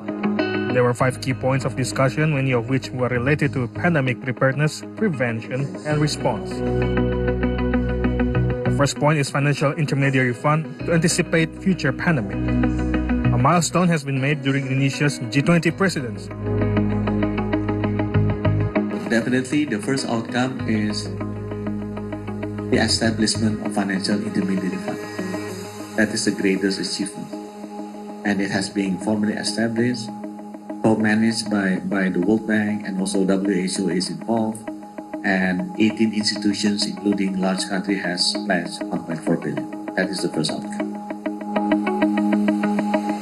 G20 countries also reviewed COVID-19 tools accelerator and global genomic surveillance, which will be developed more during India's presidency in 2023. Some promising breakthroughs have emerged, such as Global Health Protocol Standard, a universal QR code consisting of our health data. Soon managed by WHO, this standard will allow people to travel across borders without worrying about pandemic restrictions. The last breakthrough is a manufacturer hub for vaccine, therapeutics, and diagnostics. 7 G20 members, including Indonesia, have shown interest in building this hub. The number is expected to increase. G20 Health Ministers meeting continued on Friday, October the 28th. With milestones and increasing interest, it has shown that Indonesia's presidency has stood tall amid the COVID-19 pandemic. Andira Putri, Forsi Today. Oh, I'm so full, but I need something to drink. So this is actually one traditional drink from Indonesia. Good one? Usually from West Java. It's a good one. It's usually... Yeah, that's warm, right? Warm, yeah. That's warm, yeah. Oh, it's made of coconut milk, ginger, and also palm sugar. Oh, I love ginger. It really is make us so warm, especially on a cloudy, rainy day. Now, can we order one? Oh, wow. You got ahead of time. Absolutely. Thank you so much. See, she owns the whole Pesta Rakyat. Now, usually, you drink this... Oh, by the way, the drink named Bajigur. Oh, nice. Bajigur. And usually you eat with the boiled banana. Boiled banana. And there's also... Yeah, can I have... But I want that one instead. The one in the one in banana leaf. Yeah. This one? Thank you so much. You want? I'd like to have the ring cake. I see. We call it the ring cake, not donuts, but not donuts. It's the ring cake. Yeah, exactly, ring cake, because it's... this is not Lord of the Rings. Thank you so much. This is Lord of the Cake. Ooh. I love this. So this is actually cassava grated with coconut, and you put it in banana leaves and you steam it. Oh, so everything is steamed. Yeah, so everything is steamed. But it's got coconut milk as well, right? Not really coconut milk. The coconut, the shredded coconut. Ah, the shredded coconut and shredded cassava. You put it in with the shredded palm sugar, and you wrap in banana leaf. You steam it. So you eat it together while sipping the bajigur. Yeah, all good.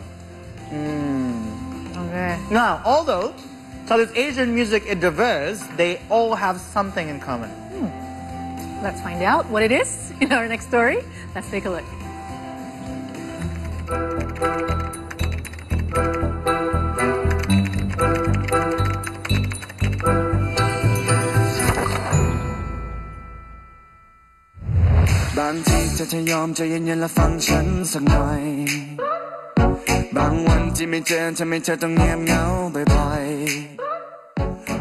It's my first time listening to this Thai song, and I'm impressed with how fast it hooked me.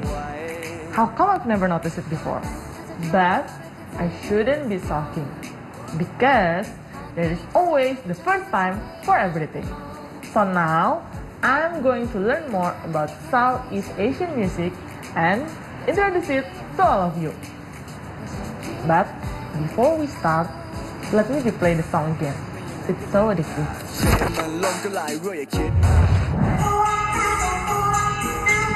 In the past, Thai popular music were very different from what I've been listening to. It lent more toward a country sound and told about rural lifestyle. Luk Tung is the name of the genre.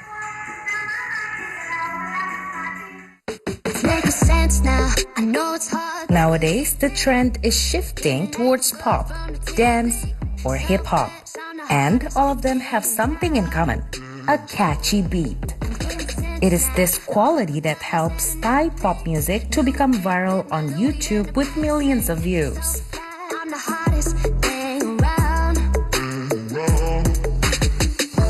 The song that I've been listening to, Love Siren by Paris and Perwa, has already gained more than 231 million views on YouTube after almost 2 years since it released. That's a lot, right? And this song is really famous to the point that the creators made another version with a mix of other Asian language. So imagine, you can sing this song in Indonesian, in Vietnamese, and in other Asian language. Now, let's move on to Malaysia.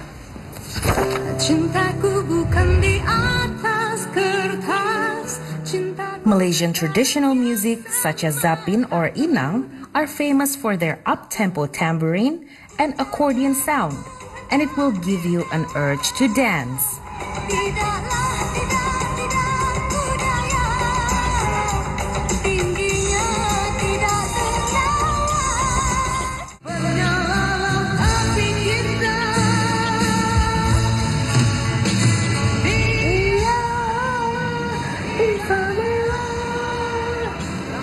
But these past decades, Malaysian songs is more into slow songs.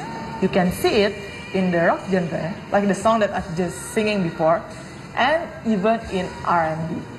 The last one is actually how singer Yuna gains international recognition. An American record label discovered her 10 years ago, and she has managed to maintain her international fame even until now. Pharrell Williams and Usher, among others, have been her collaborators.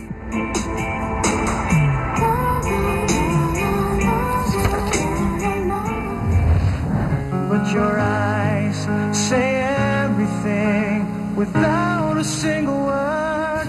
'Cause there's something in the way you look at me. OPM, or Original Filipino Music, has been ruling the music scene since 1970s until today. It refers to pop songs, in particular ballads, and usually the singers are known for their powerful vocals. Can't you see how amazed I am while listening to that song? I'm going to listen to it again.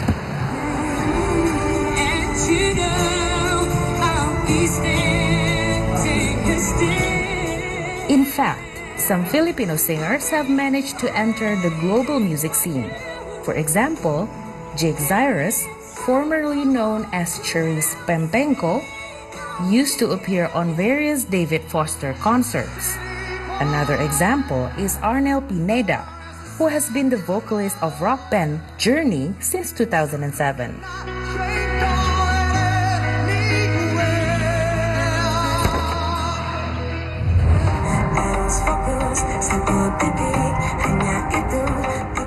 One of the highlights of Indonesian music is dangdut.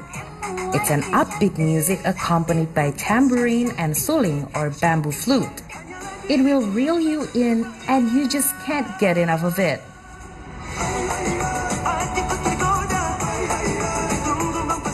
Yes, dangdut is still trending, but nowadays there are more twists in Indonesian music as urban contemporary begins to steal people's attention. Take a look at how Pamungkas becomes viral because of To The Bone. I want you to the bone.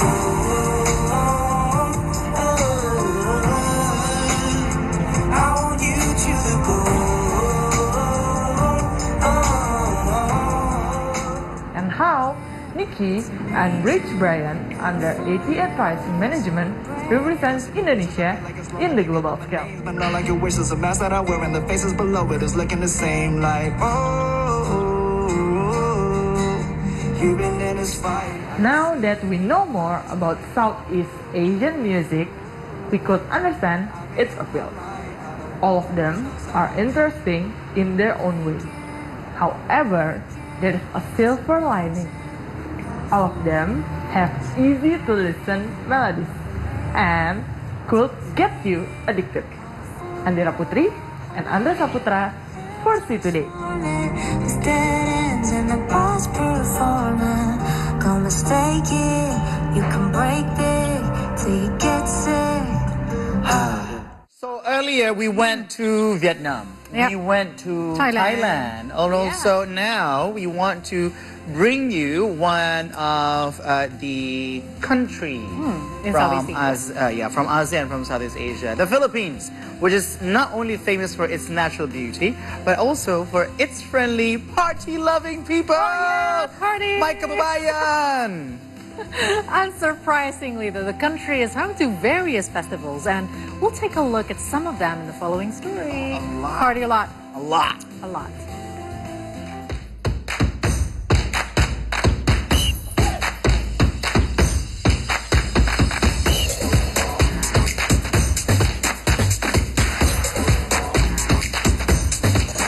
Ati-Atihan is the mother of all Filipino festivals. The annual celebration usually takes place in January in honor of the Santo Niño or Child Jesus.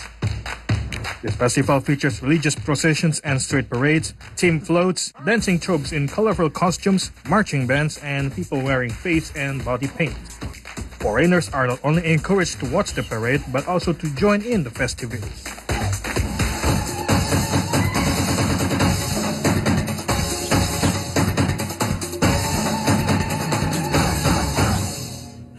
Mascara Festival is one of the biggest Filipino festivals, giving locals and international visitors the chance to have fun and party on the streets. This festival began in the 1980. Difficult living situations drove people to party and forget their sorrows. And this is the reason festival goers wear face masks to disguise their feelings. The masks are typically rich in decorations, ranging from feathers, flowers, and beads.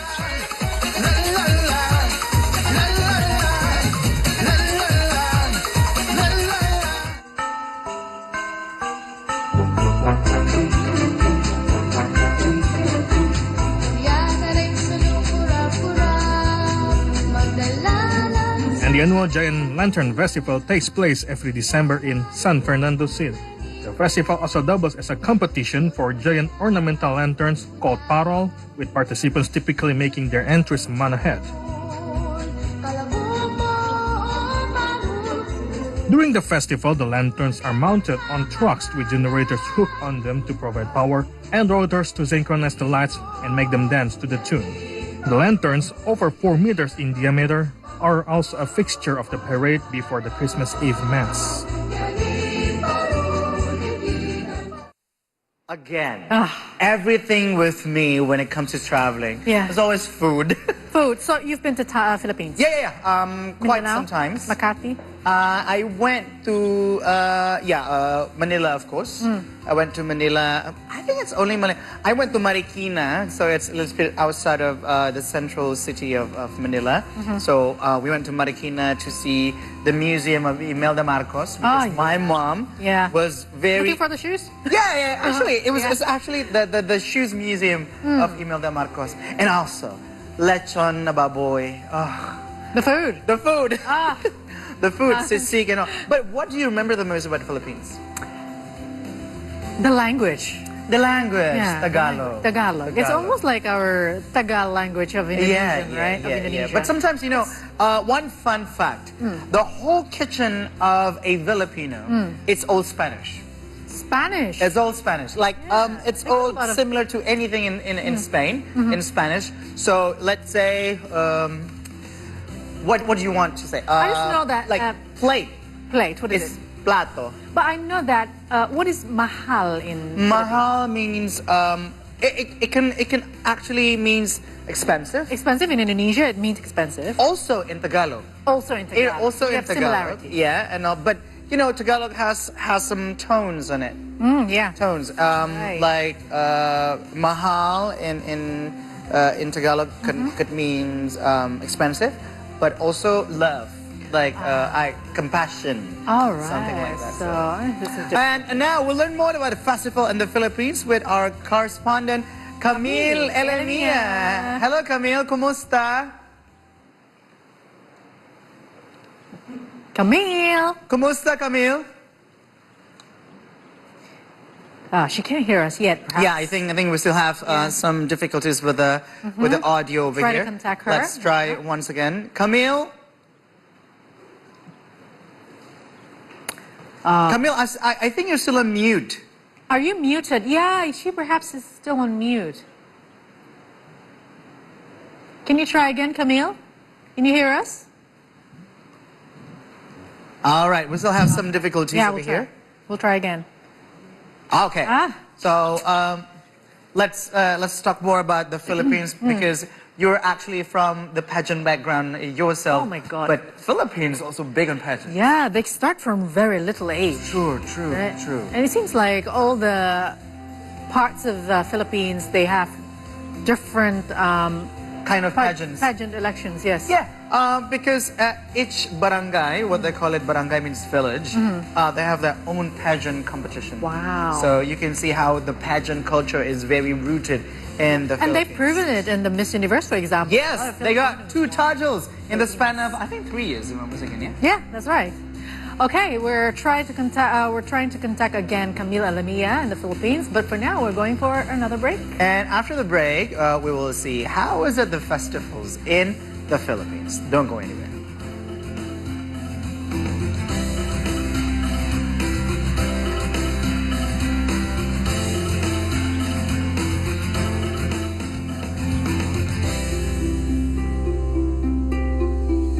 Pagi bersama saya Imam Darto di Ngonten ngobrolin tentang Nusantara.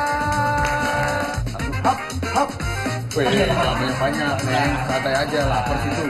Orang Malang ya? Iya, Malang. Oh, Malang. Arek ngalam. Oke, bisa bahasa ngalam? Bisa. Coba. Matur suwun. Wah, cuma segitu saja.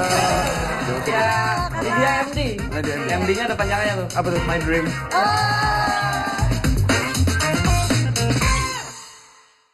Longing for a short getaway where you can be away from people but still be productive? You can! Come down here at Bidadari Island where you can learn a thing or two about the history. This paradise island is more than just white sands and Tuscan blue waters. You're not an outdoorsy type? Well, so am I. Don't be dismissive of the idea because We're gonna get in touch with nature and hopefully have fun while at it.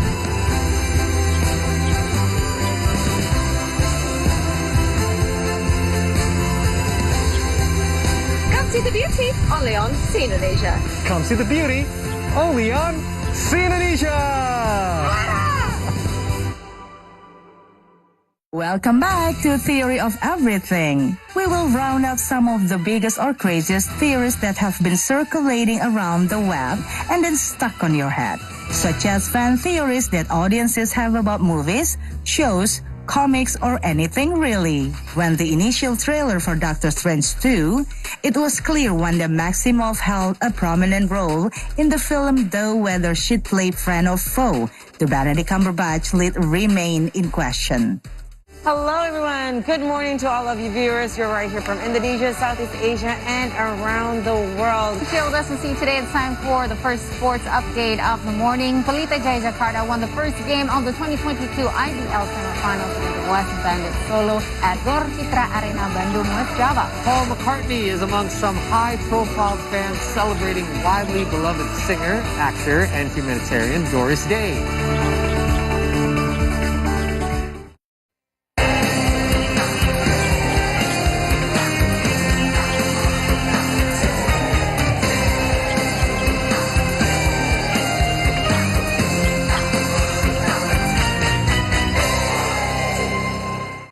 Di Lala Move, kami membuat pengiriman jadi lebih cepat dan mudah. Dengan satu kali klik, armada kami siap meluncur kapan saja, di mana saja. Butuh van, pick-up, mobil, atau motor? Kami siapkan armada yang sesuai untuk pengirimanmu. Wirausaha, korporasi, individu, semua menikmati layanan pengiriman instan kami. Butuh pengiriman instan? Lala Move siap hadir untukmu. These days, delivering your necessities from one place to another has never been easier. Lala Move is one of the answers. The Hong Kong-based company offers delivery and courier services, and its services have reached 30 cities throughout Asia and Latin America, with more than 2 million driver partners and 40 million registered users worldwide.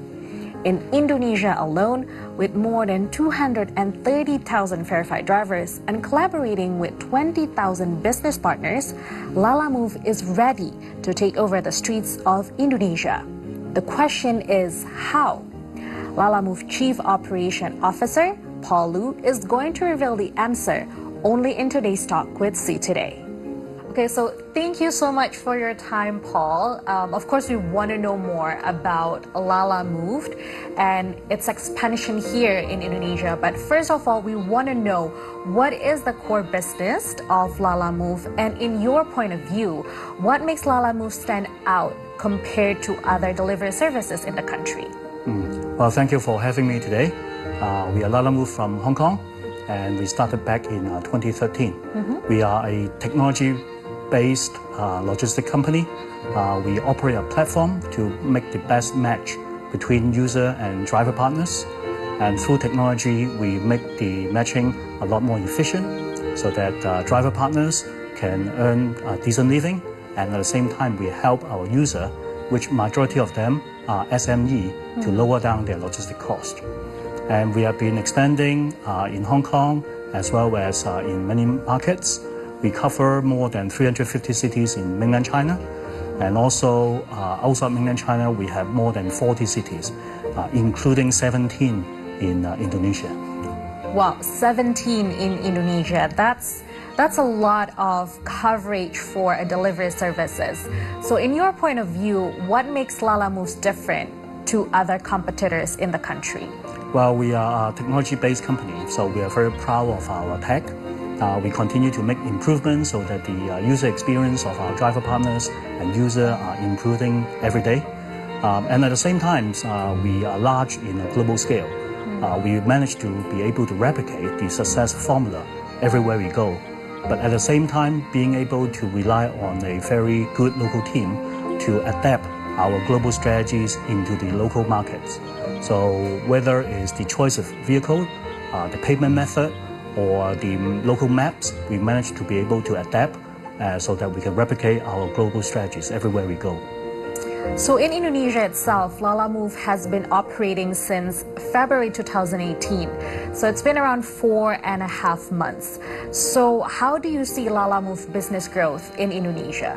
Well, Indonesia has always been a very important market to us, and we are happy to be around for a number of years. We started from Jakarta, now expand to various cities, whether it's in the south in Surabaya or nearby in Bandung. We just launched Cirebon and Malang a few months ago, and we are about to launch 2 more cities in the coming weekend. And we are happy to be in Indonesia because we see that the SME is very energetic, has lots of potential. We want to grow with the SME in Indonesia.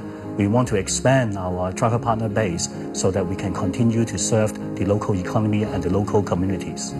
So I think it's a line as well, because as I dig deeper into Lala Move, it repeatedly states that it strives to mobilize, empower, and support local communities. I think that's one of the reasons why Lala Move is so eager to expand its business in Indonesia. But can you explain the strategy behind this commitment to empower the local communities? Because everywhere we go, we want to make sure that we can help the local driver community to earn a decent living. Through the platform, they have the choice and flexibility to pick up orders to suit their lifestyle, whether they want to be full-time on the platform or they want to take orders on a part-time basis. But at the same time, through working with the driver partners, we managed to be able to offer a wide range of vehicle types, so that whether you are individuals or SME or even larger enterprise, we always have the right vehicle types to suit your needs. And in the case of Indonesia, we expand beyond Jakarta so that we can follow our users. Everywhere they go, every city they have their operations, we can also serve them. In addition, not just in various cities, but if they have mid-miles, first mile, or last mile demand between cities, we will be there to help them. So you can see that our business model follow our users, expand geographically, offer more ranges of vehicle types, and also being able to extend our orders, not just intra-city, but long distance as well. So you mentioned SMEs, working with SMEs. Why do you think it's important to work with SMEs, especially in local communities? In many of the markets that we serve, SME is the backbone, in particular in Asia. In Asia, all the markets that SME is the cornerstone. They are the power of employing a lot of people, giving people a chance to expand their business. And we are happy to be here through our technology and fill the missing pieces. Whether it's expanding their business during the peak, they can scale up with our platform, or during the COVID, we can help to deliver materials, medical supply to those in need. So it's very important to work with local communities as well. So could you please explain to us and give us a general picture on how the business growth, not only in Indonesia, but also in other countries, such as in Asia, and particularly in Southeast Asian region? In Southeast Asia, the last few years hit by COVID pretty badly. And during the deep lockdown, there are lots of demands when it comes to food delivery. And we had our big pool of motorcycle riders to help doing that. But once COVID subsides, we managed to be able to help the SME to recover. We can see our demand on van, small trucks, intra-city, long distance, all growing very fast. So we want to be here together with our SME, help them to recover. It's happening across all the markets that we are in, ASEAN in particular. We operate in all the major markets in this part of the world. And on the other hand, we have another new growing engine that is in Latin America. We are in Brazil, we are in Mexico, and we are moving into South Asia. Last month, we opened up Dhaka in Bangladesh, which is our latest market. Oh, so it's really expanding throughout the entire world, I would say.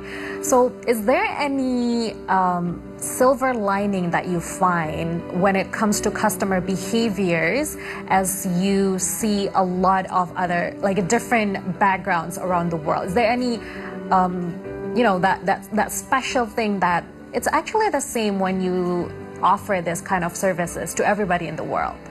Everywhere we go, we observe the change in customer behavior and even the change in the type of things that they ship. But being a platform, being a technology power platform, we have the flexibility to adapt. Whether someone today want to ship heavy furniture across town, relocations, or tomorrow someone who produce auto parts want to cross town, change the inventory level, we are there to help.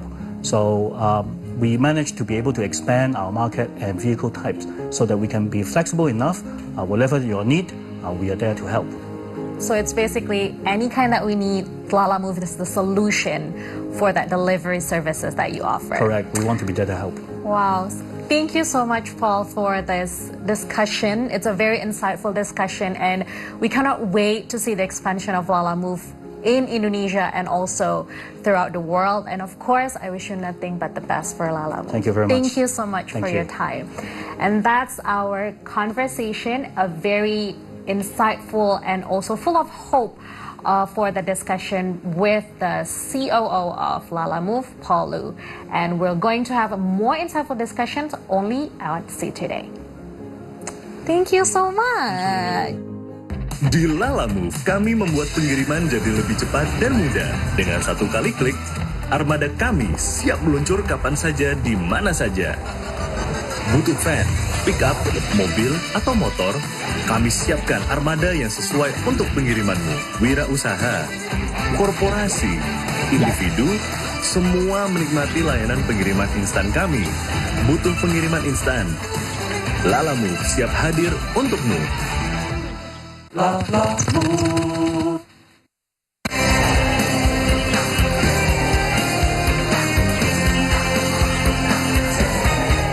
What makes a new place feels like home? I always believe it's about the people and the community. I love the tomato sauce.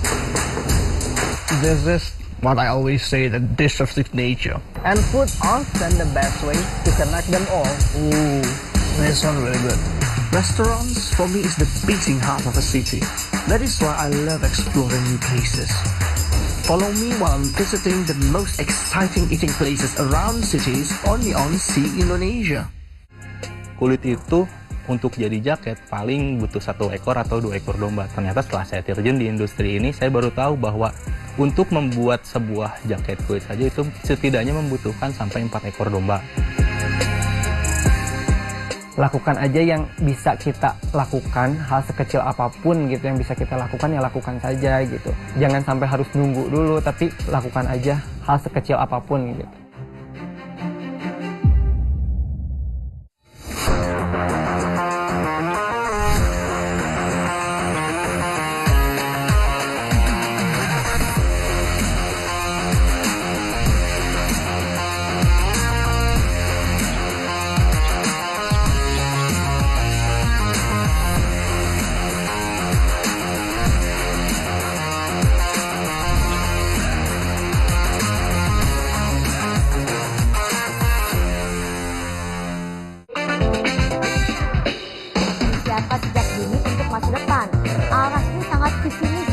Visioner, bukan visi misi.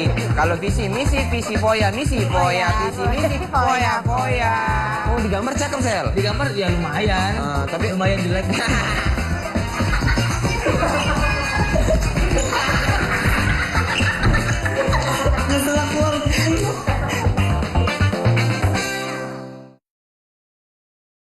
Hey buddies, welcome back to another episode of Buddy Talk with me, Paul Palelli. Let's say hello to Bebo and the Buds. Hey guys! Oh, this is your assistant, Trey. Hi, my name is Palelli. For us, going like solo right now is like a refreshing. I'm actually not good at acting because I'm too real. Well, it's time for another Buddy Challenge. It's the only word I know.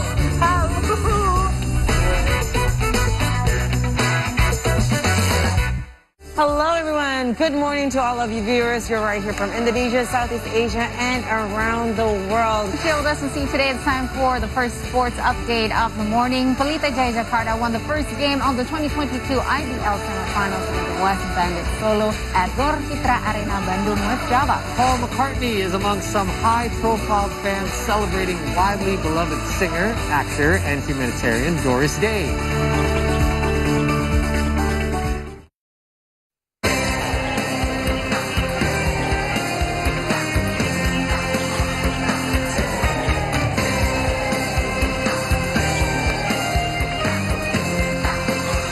Yes, you are still in Pesta Rakyat, the second anniversary of See Today. Now, earlier in the show, we tried to connect with our friends in the Philippines to try to ask her about how was it the festivals in the Philippines. Now we are connected with our correspondent, Camille Elimia. Camille, kumusta?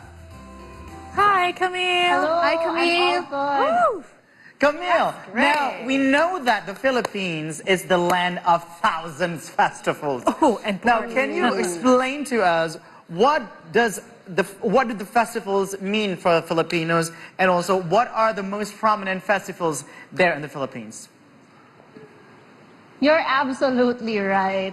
We have hundreds or even thousands of festivals here, because the way it works here is that the festivals are patterned usually after Catholic saints, because of course we are the biggest Catholic country in Asia, and we have festivals national level, we have festivals at the community level, and even in the villages. So multiply that 100 times, 1,000 times. That's why we have 1,000 festivals here, mostly Catholic festivals. Wow. But what is But it? of course, the most Yeah, what is it, Camille? Go ahead. Yeah, the most famous, like, I would say, like, whenever I talk to foreigners about, like, the biggest festival here in the Philippines, of course, it's Christmas. Oh, You guys have been here to the Who doesn't love Philippines, Christmas? and Yeah. I'm sure, like, now we're already in the month of October, but the Philippines starts its Christmas season as early as September 1. I kid you not. Wow. Oh, yes. Arrives, we start playing Christmas songs. We start selling Christmas food like the ones behind me now in the stores. Yeah. Wow. It's like no one's left behind. You're Yes, never walk you alone. never walk alone. Yeah, that's true. on our ice stall. But so can you tell us again, how do the Philippines prepare for those festivals? Of course, we have different tradition, different culture. Like, for example, for Christmas, as early as September 1, we start playing all these songs, all these decorations. And then we also have traditional food for different occasions, much like in other Southeast Asian countries. So for the Philippines, for Christmas, we have our puto bumbong. It's like a rice cake with yam, or what we call ube. It's very good. And then we also have, for Christmas, we also have Christmas lanterns or Christmas parol, like what you're showing now on screen. And so many more. We, of course, lechon is always a part of every celebration in the Philippines, not just Christmas. My God, sinigang na We have a baboy, healthy food. sinigang na isa, sisig. Oh my God. Oh, you know. Caldereta. Camille, besides Christmas, what are the traditional festivals that are popular in Philippines that we should know? Yeah, number one on the list, I think, aside from Christmas, is Sinulog Festival. I don't know if you've heard of it. It's celebrated in Cebu, in central Philippines. So the story behind that, of course, it's still a little bit Catholic and a little bit of Spanish, because that's how we started. The king back then was given by Portuguese explorer Ferdinand Magellan. Of course, he was commissioned by the Spanish king back then. He gave to the local king a version of a statue of a small Jesus Christ, and that's what we call Santo Niño.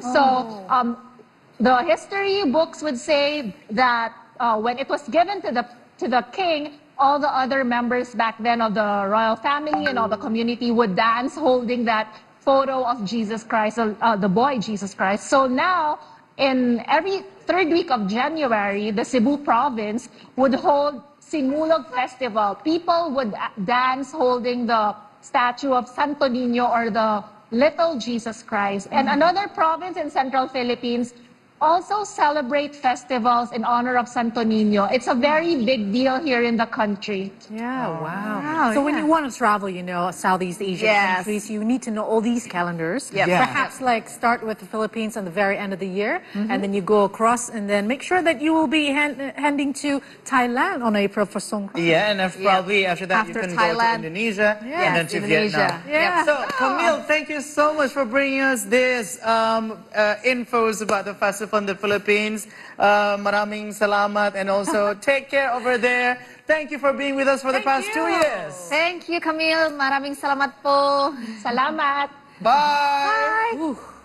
So she can enjoy the festivals like every single month. Yeah. Maybe even every single week. Every single week. Wow. All right, everyone. We will come back after the break, and we'll bring you more infos still in Pesta Rakyat, the party of the people in the 2nd anniversary of See the Story. I mean, see today.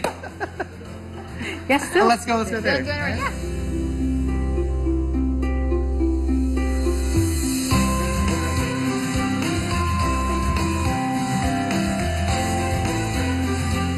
Hello, everyone. Good morning to all of you viewers. You're right here from Indonesia, Southeast Asia, and around the world. Here with us to see today, it's time for the first sports update of the morning. Pelita Jaya Jakarta won the first game of the 2022 IBL semifinals with the West Bandits Solo at Gor Citra Arena, Bandung, West Java. Paul McCartney is among some high-profile fans celebrating widely beloved singer, actor, and humanitarian Doris Day. Welcome back to Theory of Everything. We will round up some of the biggest or craziest theories that have been circulating around the web and then stuck on your head, such as fan theories that audiences have about movies, shows, comics, or anything really. When the initial trailer for Doctor Strange 2, it was clear Wanda Maximoff held a prominent role in the film, though whether she'd play friend or foe to Benedict Cumberbatch lead remain in question. Apalagi bersama saya Imam Darto di Ngonten ngobrolin tentang Nusantara. Hap, hap. Weh, namanya banyak, Neng. Santai aja, lapar situ. Orang Malang ya? Iya, Malang. Oh, Malang. Arek ngalam. Oke, bisa baca bahasa ngalam?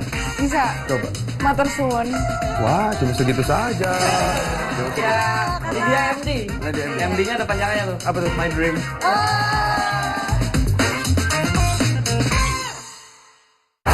On football's greatest stage, the gods of the game have earned their encore. Pelé, Beckenbauer, Cruyff, Maradona. It's the cup of hope. The cup of dreams. It's football's biggest prize on the greatest stage of all. Longing for a short getaway where you can be away from people but still be productive? You can! Come down here at Bidadari Island where you can learn a thing or two about the history. This paradise island is more than just white sands and Tuscan blue waters. You're not an outdoorsy type? Well, so am I. Don't be dismissive of the idea because We're gonna get in touch with nature and hopefully have fun while at it.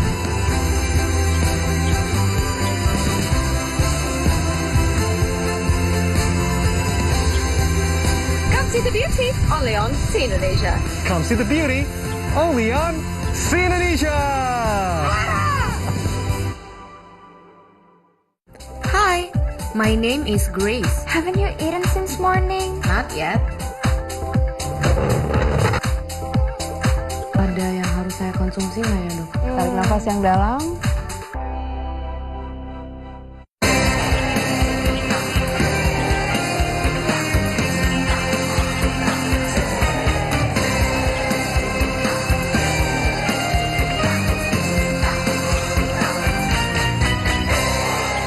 Welcome again to our viewers, whether you are in Indonesia and across the world. Thank you for joining us on the 3-Hour News Show on See today.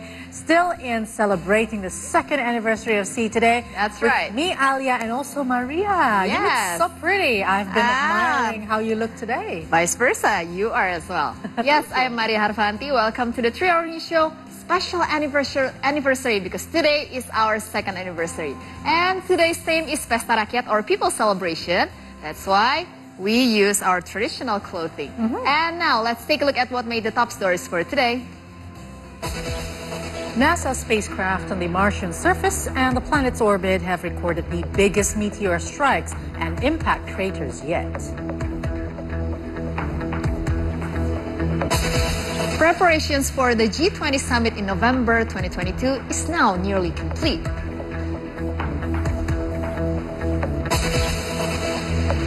Having goods delivered used to take days, but now it can be done in just a matter of hours. Where we did have an interview to have a look at Hong Kong-based delivery company Lalamove, which recently set up shop in Indonesia.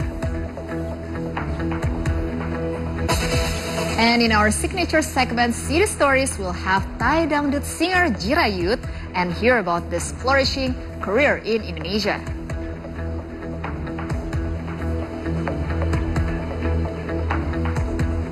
I love seeing Hans dance with Jirayut. We're going to see more of him dancing dangdut with Jirayut. And now we are going to see what is it going to be like. Let's have a look.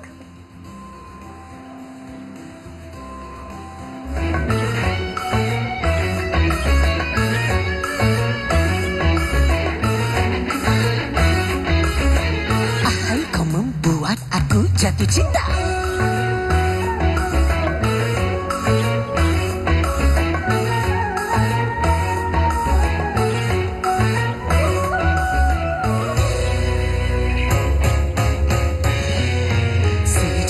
pertama hatiku tergoyang, kelip indah matanya tak dapat ku lupa.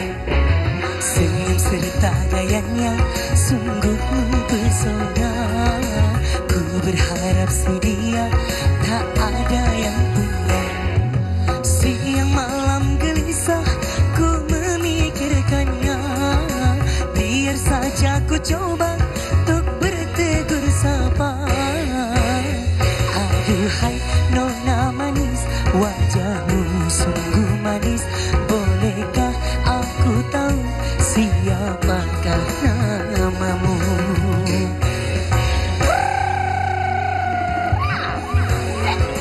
See today digoyang. Boleh yang ada di studio ya semuanya ikutan. Hey, ah. Hey, ah. Sejak pandangan pertama,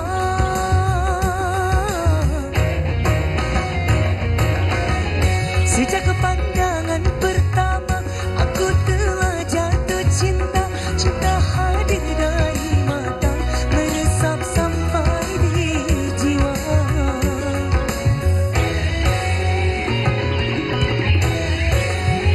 Senyummu sungguh menawan, kau buat aku tak tahan. Tutur katamu yang sopan membuat aku terkesan. Semoga bisa terjalin cinta. Aduhai nona manis, wajahmu sungguh manis. Bolehkah malam minggu ku apel ke rumahmu?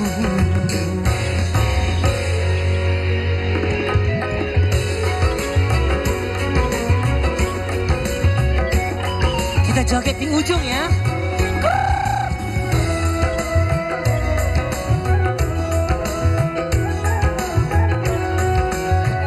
Sejak pandangan pertama,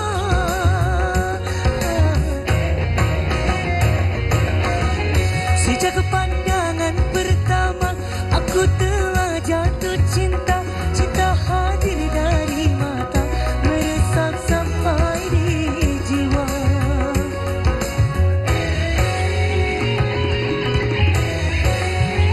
Senyummu sungguh menawan, kau buat aku tak tahan. Tutur katamu yang sopan membuat aku terkesan. Semoga bisa terjalin cinta. Aduhai nona manis, wajahmu sungguh manis. Bolehkah malam minggu ku apel ke rumahmu? Semoga bisa terjalin cinta.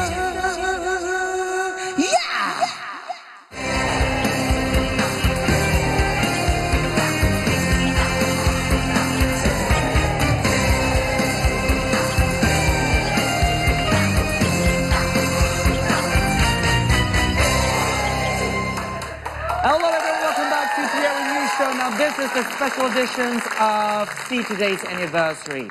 So we're still in the theme of Pesta Rakyat or People's Party. So today we have a special guest. It's not only from Indonesia, although he's actually singing Dangdut, which deemed to be Indonesia's folk song. But actually, he is from our neighboring, our fellow ASEAN country. Selamat datang Jirayut, apa kabar? Selamat datang. Terima kasih, baik. Ini kan rumah saya ya, kenapa dia bilang selamat datang? Nggak, maksudnya saya tuh tadi terlalu menikmati dengar kakak ngomong Inggrisnya tuh. Best sekali. Oh, best sekali ya. Aku bisa juga dikit-dikit. Coba. Hello everyone. Welcome to apa ini? See Today. Welcome to See Today. Well, happy tonight. Oh, happy tonight. Yang penting happy ya. Ya, yang happy, penting yang happy. Nah, Jirayu terima kasih udah datang ke See Today. Ini adalah special ulang tahunnya ya, See Today yang kedua. Selamat ulang tahun. Nah, ini kita temanya pesta rakyat. Makanya saya pakai baju Betawi. Nah, salah. Madura. Betul. Lah, kamu kok tahu? Tahu. Dari mana taunya? Kan aku nge-host di salah satu kayak ajang pencarian bakat. Oh iya, betul, kayak betul. ada perwakilan-perwakilan setiap provinsi gitu. Betul, betul. Jadi aku sering lihat ada penonton pakai baju gitu. Tapi sebelum kita ngobrol-ngobrol lebih lanjut sama Jerayut ya, kita mau tahu gini, yang kita sering lihat kalau dari negara Thailand, lagunya tuh bukan dangdut. Nah, sekarang kamu tuh bernyanyi dangdut dan fasih sekali berbahasa Indonesia, udah gitu liriknya juga tepat semuanya. Apakah memang lagu dangdut ini familiar di Thailand atau memang cuma di keluarga kamu aja? Kalau dangdut sih kalau mau bilang terkenal gak juga waktu di Thailand ya. Yeah. Karena di Thailand itu emang kita tuh ada kayak musik-musik yang agak mirip dangdut. Seperti kalau bahasa sana namanya luktung. Luktung? Ya, luktung itu agak mirip dengan dangdut. Tapi kalau di daerah aku, daerah selatan. Jadi kamu dari selatan? Aku selatannya. Okay. Jadi ada beberapa yang tahu juga dangdut. Tapi enggak, misalkan kalau dalam 100% mungkin 70% lah. Dari 100 itu 70% yang tahu dangdut. Soalnya dulu aku waktu di Thailand itu emang apa namanya suka lomba-lomba. Oh iya, suka lomba. Nah, luktung. Oke, coba. Ya. Oke. Oh, mesti gitu ya? Enggak. Oke, kita lomba. Mau upbeat atau slow? Oh, mau upbeat atau slow? Slow. Yang kira-kira enak buat kamu aja. Aku kalau kakak kan hari ini ulang tahunnya. Oh iya. Situ dia, jadi aku terserah. Biar happy Ya. lagunya upbeat. Upbeat. Oke. Berarti harus joget bangun tadi. Ya, kalau upbeat harus joget. Baru ada nih ya bintang tamu menantang nih ya. Ayo, mau lagu yang fair atau emang luktung banget aja lah ya. Ya luktung banget Oke, lah. Yuk. Biar kita tahu ya. Boleh semuanya yang ada di sini yuk. Ya, berdiri yuk. Kita joget semuanya ya. Jangan cuma numpang nonton aja yuk. Ya, ayo joget boleh. 1, 2, 3. Ting nang nang tang ning cha ơiพูดจริงๆไม่หลอกก็เพราะรักจึงบอกออกมาจากหัวใจเกิดมาเป็นหนุ่มร้อนรุ่มยังไม่เคยรักใครอยากจะบอกความในแต่มันก็ไม่เคยกล้าla. Kalau dong. Tapi emang mirip ya? Emang mirip. Cuma ya biasa kalau Thailand itu agak sengau dikit gitu. Agak sengau. Jadi pakai suara hidung itu. Suara hidung. Nah, kalau sama dangdutnya sendiri, kamu udah mulai mengenal dangdut, mulai belajar nyanyi dangdut tuh dari kapan? Kalau dangdut pas awal-awal aku mau mau ikut ajang kompetisi di Indonesia. Jadi dari situlah aku mulai belajar dangdut. Sebenarnya aku waktu itu sebelum berangkat ke Indonesia, aku cuma tahu 2 lagu doang. Apa tuh lagunya? Lagunya lagu cewek. Apa tuh? Bang Jali. Oh, Bang Jali loh. Sama kayak emang lagi cantik gitu. Itu Siti Badriah ya kalau nggak salah ya. Viral banget kan lagu itu. Betul. Jadi di Thailand tuh aku cuma tahu lagu itu. Dan yang sebenarnya yang harusnya tuh kalau di Indonesia pas kompetisi dangdut itu lagunya tuh harus lagu-lagu yang kayak benar-benar dangdut klasik, yang kayak lagu-lagu yang kayak seperti penyanyinya kayak Rita Sugiarto, ya, Bunda Rita, gitu. Umi Alvin, Pak Haji Roma Irama kayak gitu seharusnya. Nah, jadi itu aku udah sampai di Indonesia aku belajar lagi. Itu kayak gila, apalagi waktu itu kendala aku bahasa ya. Iya. Jadi benar susah banget, kayak sempat stres juga, makanya aku waktu itu aku dikurung sama coach. Dikurung maksudnya disuruh aku hafal lagu. Tunggu, ini kompetisi apa human trafficking ya? Iya, karena aku nggak hafal-hafal. Oh, nggak hafal. Karena udah harus nyanyi beberapa hari lagi. Iya. Jadi aku belum hafal lagu. Jadi dia bilang, kamu jangan di kamar, kamu di sini aja. Nah, kamu duduk di balkon ya. Kamu duduk di balkon, terus ya udah dia kurung, suruh aku hafal sampai aku bisa baru aku bisa keluar. Tapi selain kendala bahasa ya. Yang kamu rasakan sulit untuk dilakukan secara penyesuaian tuh apa sih? Ada nggak yang apakah cara orang Indonesia berinteraksi satu sama lain atau kayak apa ya? Aturan-aturan kesopanan atau yang mungkin sebelumnya nggak pernah kamu lakukan gitu? Oh, kalau itu kalau aku selama aku masih sampai sekarang aku masih lihat masih sama, maksudnya masih agak beda jauh. Karena ya masih Asia Tenggara ya masih Betul, sama betul, gitu. betul. Cuma yang bedanya mungkin di makanan gitu ya. Makanan? Ya. Oke. Tapi aku masih cocok-cocok aja. Apa ya kalau kayak nasi goreng gitu kita masih aman. Masih aman. Aku selama Indonesia aku makannya nasi goreng, nasi padang. Nasi padang. Terus kayak nasi warteg gitu. Oh itu kamu suka? Ih suka banget nasi warteg. Nah ada juga yang aku gak suka. Apa? Kayak tahu gitu gak suka. Oh kamu gak suka tahu? Nggak. Kenapa? Tahu tempe gak suka aku. Kenapa? Karena teksturnya atau karena rasanya? Gak tau, aneh menurut aku rasanya. Oh gitu. Kayak rujak apa namanya? Cingur. Itu kan. Rujak cingur. Ya itu rujak itu. Oh. Nah karena ada lidah-lidah itu gak suka aku. Oh, cingur. Intinya kalau sapi aku bisa makan dagingnya doang. Kalau kayak ada lidah sapi. Nah ini banyak banget bahasa-bahasa yang seru nanti kita pelajarin ya teman-teman. Dan balik lagi ke dangdut ya, ke genre musik yang kamu nyanyikan sekarang. Waktu kamu belajar pertama kali, siapa sih role modelnya gitu? Siapa yang kamu contoh? Yang belajar nge-host atau belajar apa? Belajar nyanyi dangdut. Oh nyanyi dangdut. Aku jujur ya, sebelum aku ke Indonesia emang aku belum tahu nih. Kayak artis-artis Indonesia. Cuman aku tahu lagunya aja kayak yang tadi yang aku bilang Majali nih. Nah, aku tahu lagunya gini-gini. Tapi kalau kayak sampai kalau sekarang ini ya aku kayak benar-benar kayak aku kayak suka dengan suaranya. Sama lagunya itu aku kayak teman-teman aku sendiri juga sih, kakak aku sendiri, Kak Cepi, gitu aku suka banget sama suaranya. Terus siapa lagi ya? Tahu intinya anak-anak kompetisi juga. Anak-anak kompetisi juga. Ya, nah kan sekarang ini udah banyak show-show offline gitu ya. Siapa yang sering kamu nyanyikan lagunya? Siapa ya? Banyak sih Bunda Inul. Bunda Inul. Bunda Inul gitu kan. Iya. Bunda Inul. Tapi kalau bawain lagu Bunda Inul kamu ngebor juga? Bisa. Coba dong ngebor dong. Bisa. Coba dong. Gak apa-apa ya? Gak apa-apa. Ini kita dilihat satu Asia Tenggara. Oh iya benar ya? Iya betul. Orang Thailand juga lihat ya? Thailand lihat juga. Masa sih? Iya. Aku sampai pakai bahasa Thailand dulu bisa nggak? Boleh. Oke. Sebelah sini.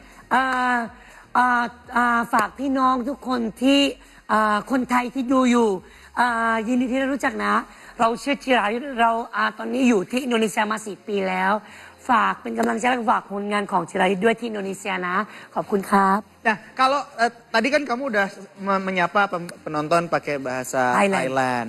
Dan memang kalau soal bahasa pasti jauh ya bedanya. Kalau Indonesia mungkin samanya sama Malaysia, sama Brunei gitu, Thailand, Singapura. Nah, Thailand mungkin samanya barengan bunyinya nih kalau kita nih orang yang asing, bunyinya kedengeran kayak Vietnam, kayak Laos gitu. Tapi ada nggak kamu menemukan kemiripan antara Thailand dan Indonesia? Nggak ada sih. Nggak ada? Nggak ada. Beda? Kalau bahasanya jauh sih. Nah, tapi kalau hal-hal lain seperti budaya. Kalau budaya, kalau aku masih ada suku-suku Melayunya, dekat-dekat Melayu. Jadi kalau daerahku masih sama. Oh gitu, jadi daerah kamu di selatan itu ada suku Melayu? Suku Melayu, 3 selatan itu kebanyakan di situ mayoritasnya Islam. Oke. Jadi semuanya suku Melayu ya masih sama dengan Indonesia menurut aku. Gitu. Ya masih aku lihat. Terus kalau yang agak beda itu di atas kayak tengahnya kayak Bangkok, Phuket, Manakon gitu. Terus kayak di Chiang Mai gitu, Isa itu beda sukunya. Dia lebih dekat ke Indochina di atas gitu ya. Gitu. Oh, oke. Cuman secara perilaku orang-orangnya, apakah kalau di sini kan orang Indonesia terhadap orang-orang asing tuh kayaknya very welcoming. Ya, very welcoming. Apakah itu juga terjadi di Thailand? Terjadi sih menurut orang Thailand juga sama seperti cuman mereka mungkin kalau orang kayak kalau aku masih sama kayak salam halo gini-gini. Iya. Kalau mungkin orang di atas setahu aku mereka kayak swadhiha kayak ramanya sama cuma bedanya cara apa ya cara salam Thailand itu kayak gini. Gestur badannya kayak selamat datang tuh swadhiha. Kalau mungkin Indonesia tuh selamat datang mungkin bisa pakai salam. Kalau orang lebih muda tuh bisa kayak cium tangan gitu sama orang tua. Kalau Thailand tuh mungkin swadhiha nih. Ada cara juga misalkan kalau orang yang lebih tua bisa sampai kayak gini. Kalau orang yang seumuran bisa jadi kayak biasa aja. Oh, jadi kalau orang yang lebih tua lebih dalam gitu lebih ya. Nunduk, gitu-gitu. Ya. Oke. Kayak gitu. Tapi kamu sekarang kan berkarir di Indonesia Ya. nih. Apa yang menurut kamu kalau saya lihat di YouTube gitu ya, karena kemarin sempat cari-cari Jirayut di Ya. YouTube juga, viewsnya banyak banget loh. Iya, alhamdulillah. Hitungannya sampai juta. Tapi menurut kamu apa sih yang membuat nama kamu melambung di Indonesia? Yang terutamanya pastinya aku jadi diri aku sendiri. Dan aku juga pastinya apapun kemampuan yang aku punya, aku kembangkan terus. Ya. Aku tunjukkan terus ke orang-orang. Dan juga yang terutamanya pastinya aku harus selalu baik sama siapapun. Betul. Sama fans-fans aku pasti aku selalu baik sama mereka. Dan juga attitude harus tetap nomor satu. Sama siapapun kita harus baik. Iya, iya. Nah itu sih yang aku tanamkan ke dalam lubuk hati aku. Tapi kalau misalkan kamu ditanya untuk ke masa depannya gitu ya, apakah kamu akan terus berkarir di Indonesia?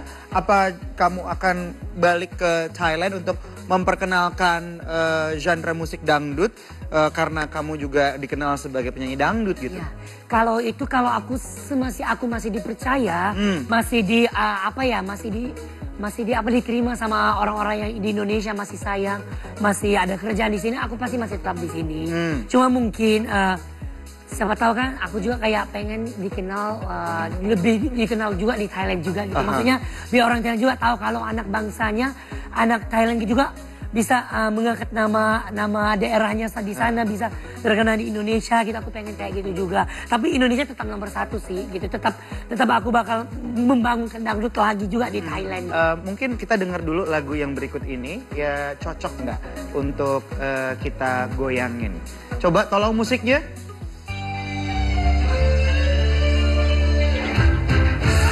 Ayo bangun kak. Wah, goyang semuanya. Situ deh. Belum kelar kan? Belum kan? Belum dong. Para penonton. Rendah nggak apa-apa ya. Bapak, ibu, semuanya. Ketinggian, nggak apa-apa ya. Dongeng aja lah ya. Nggak usah nyanyi. Kita ngebor aja.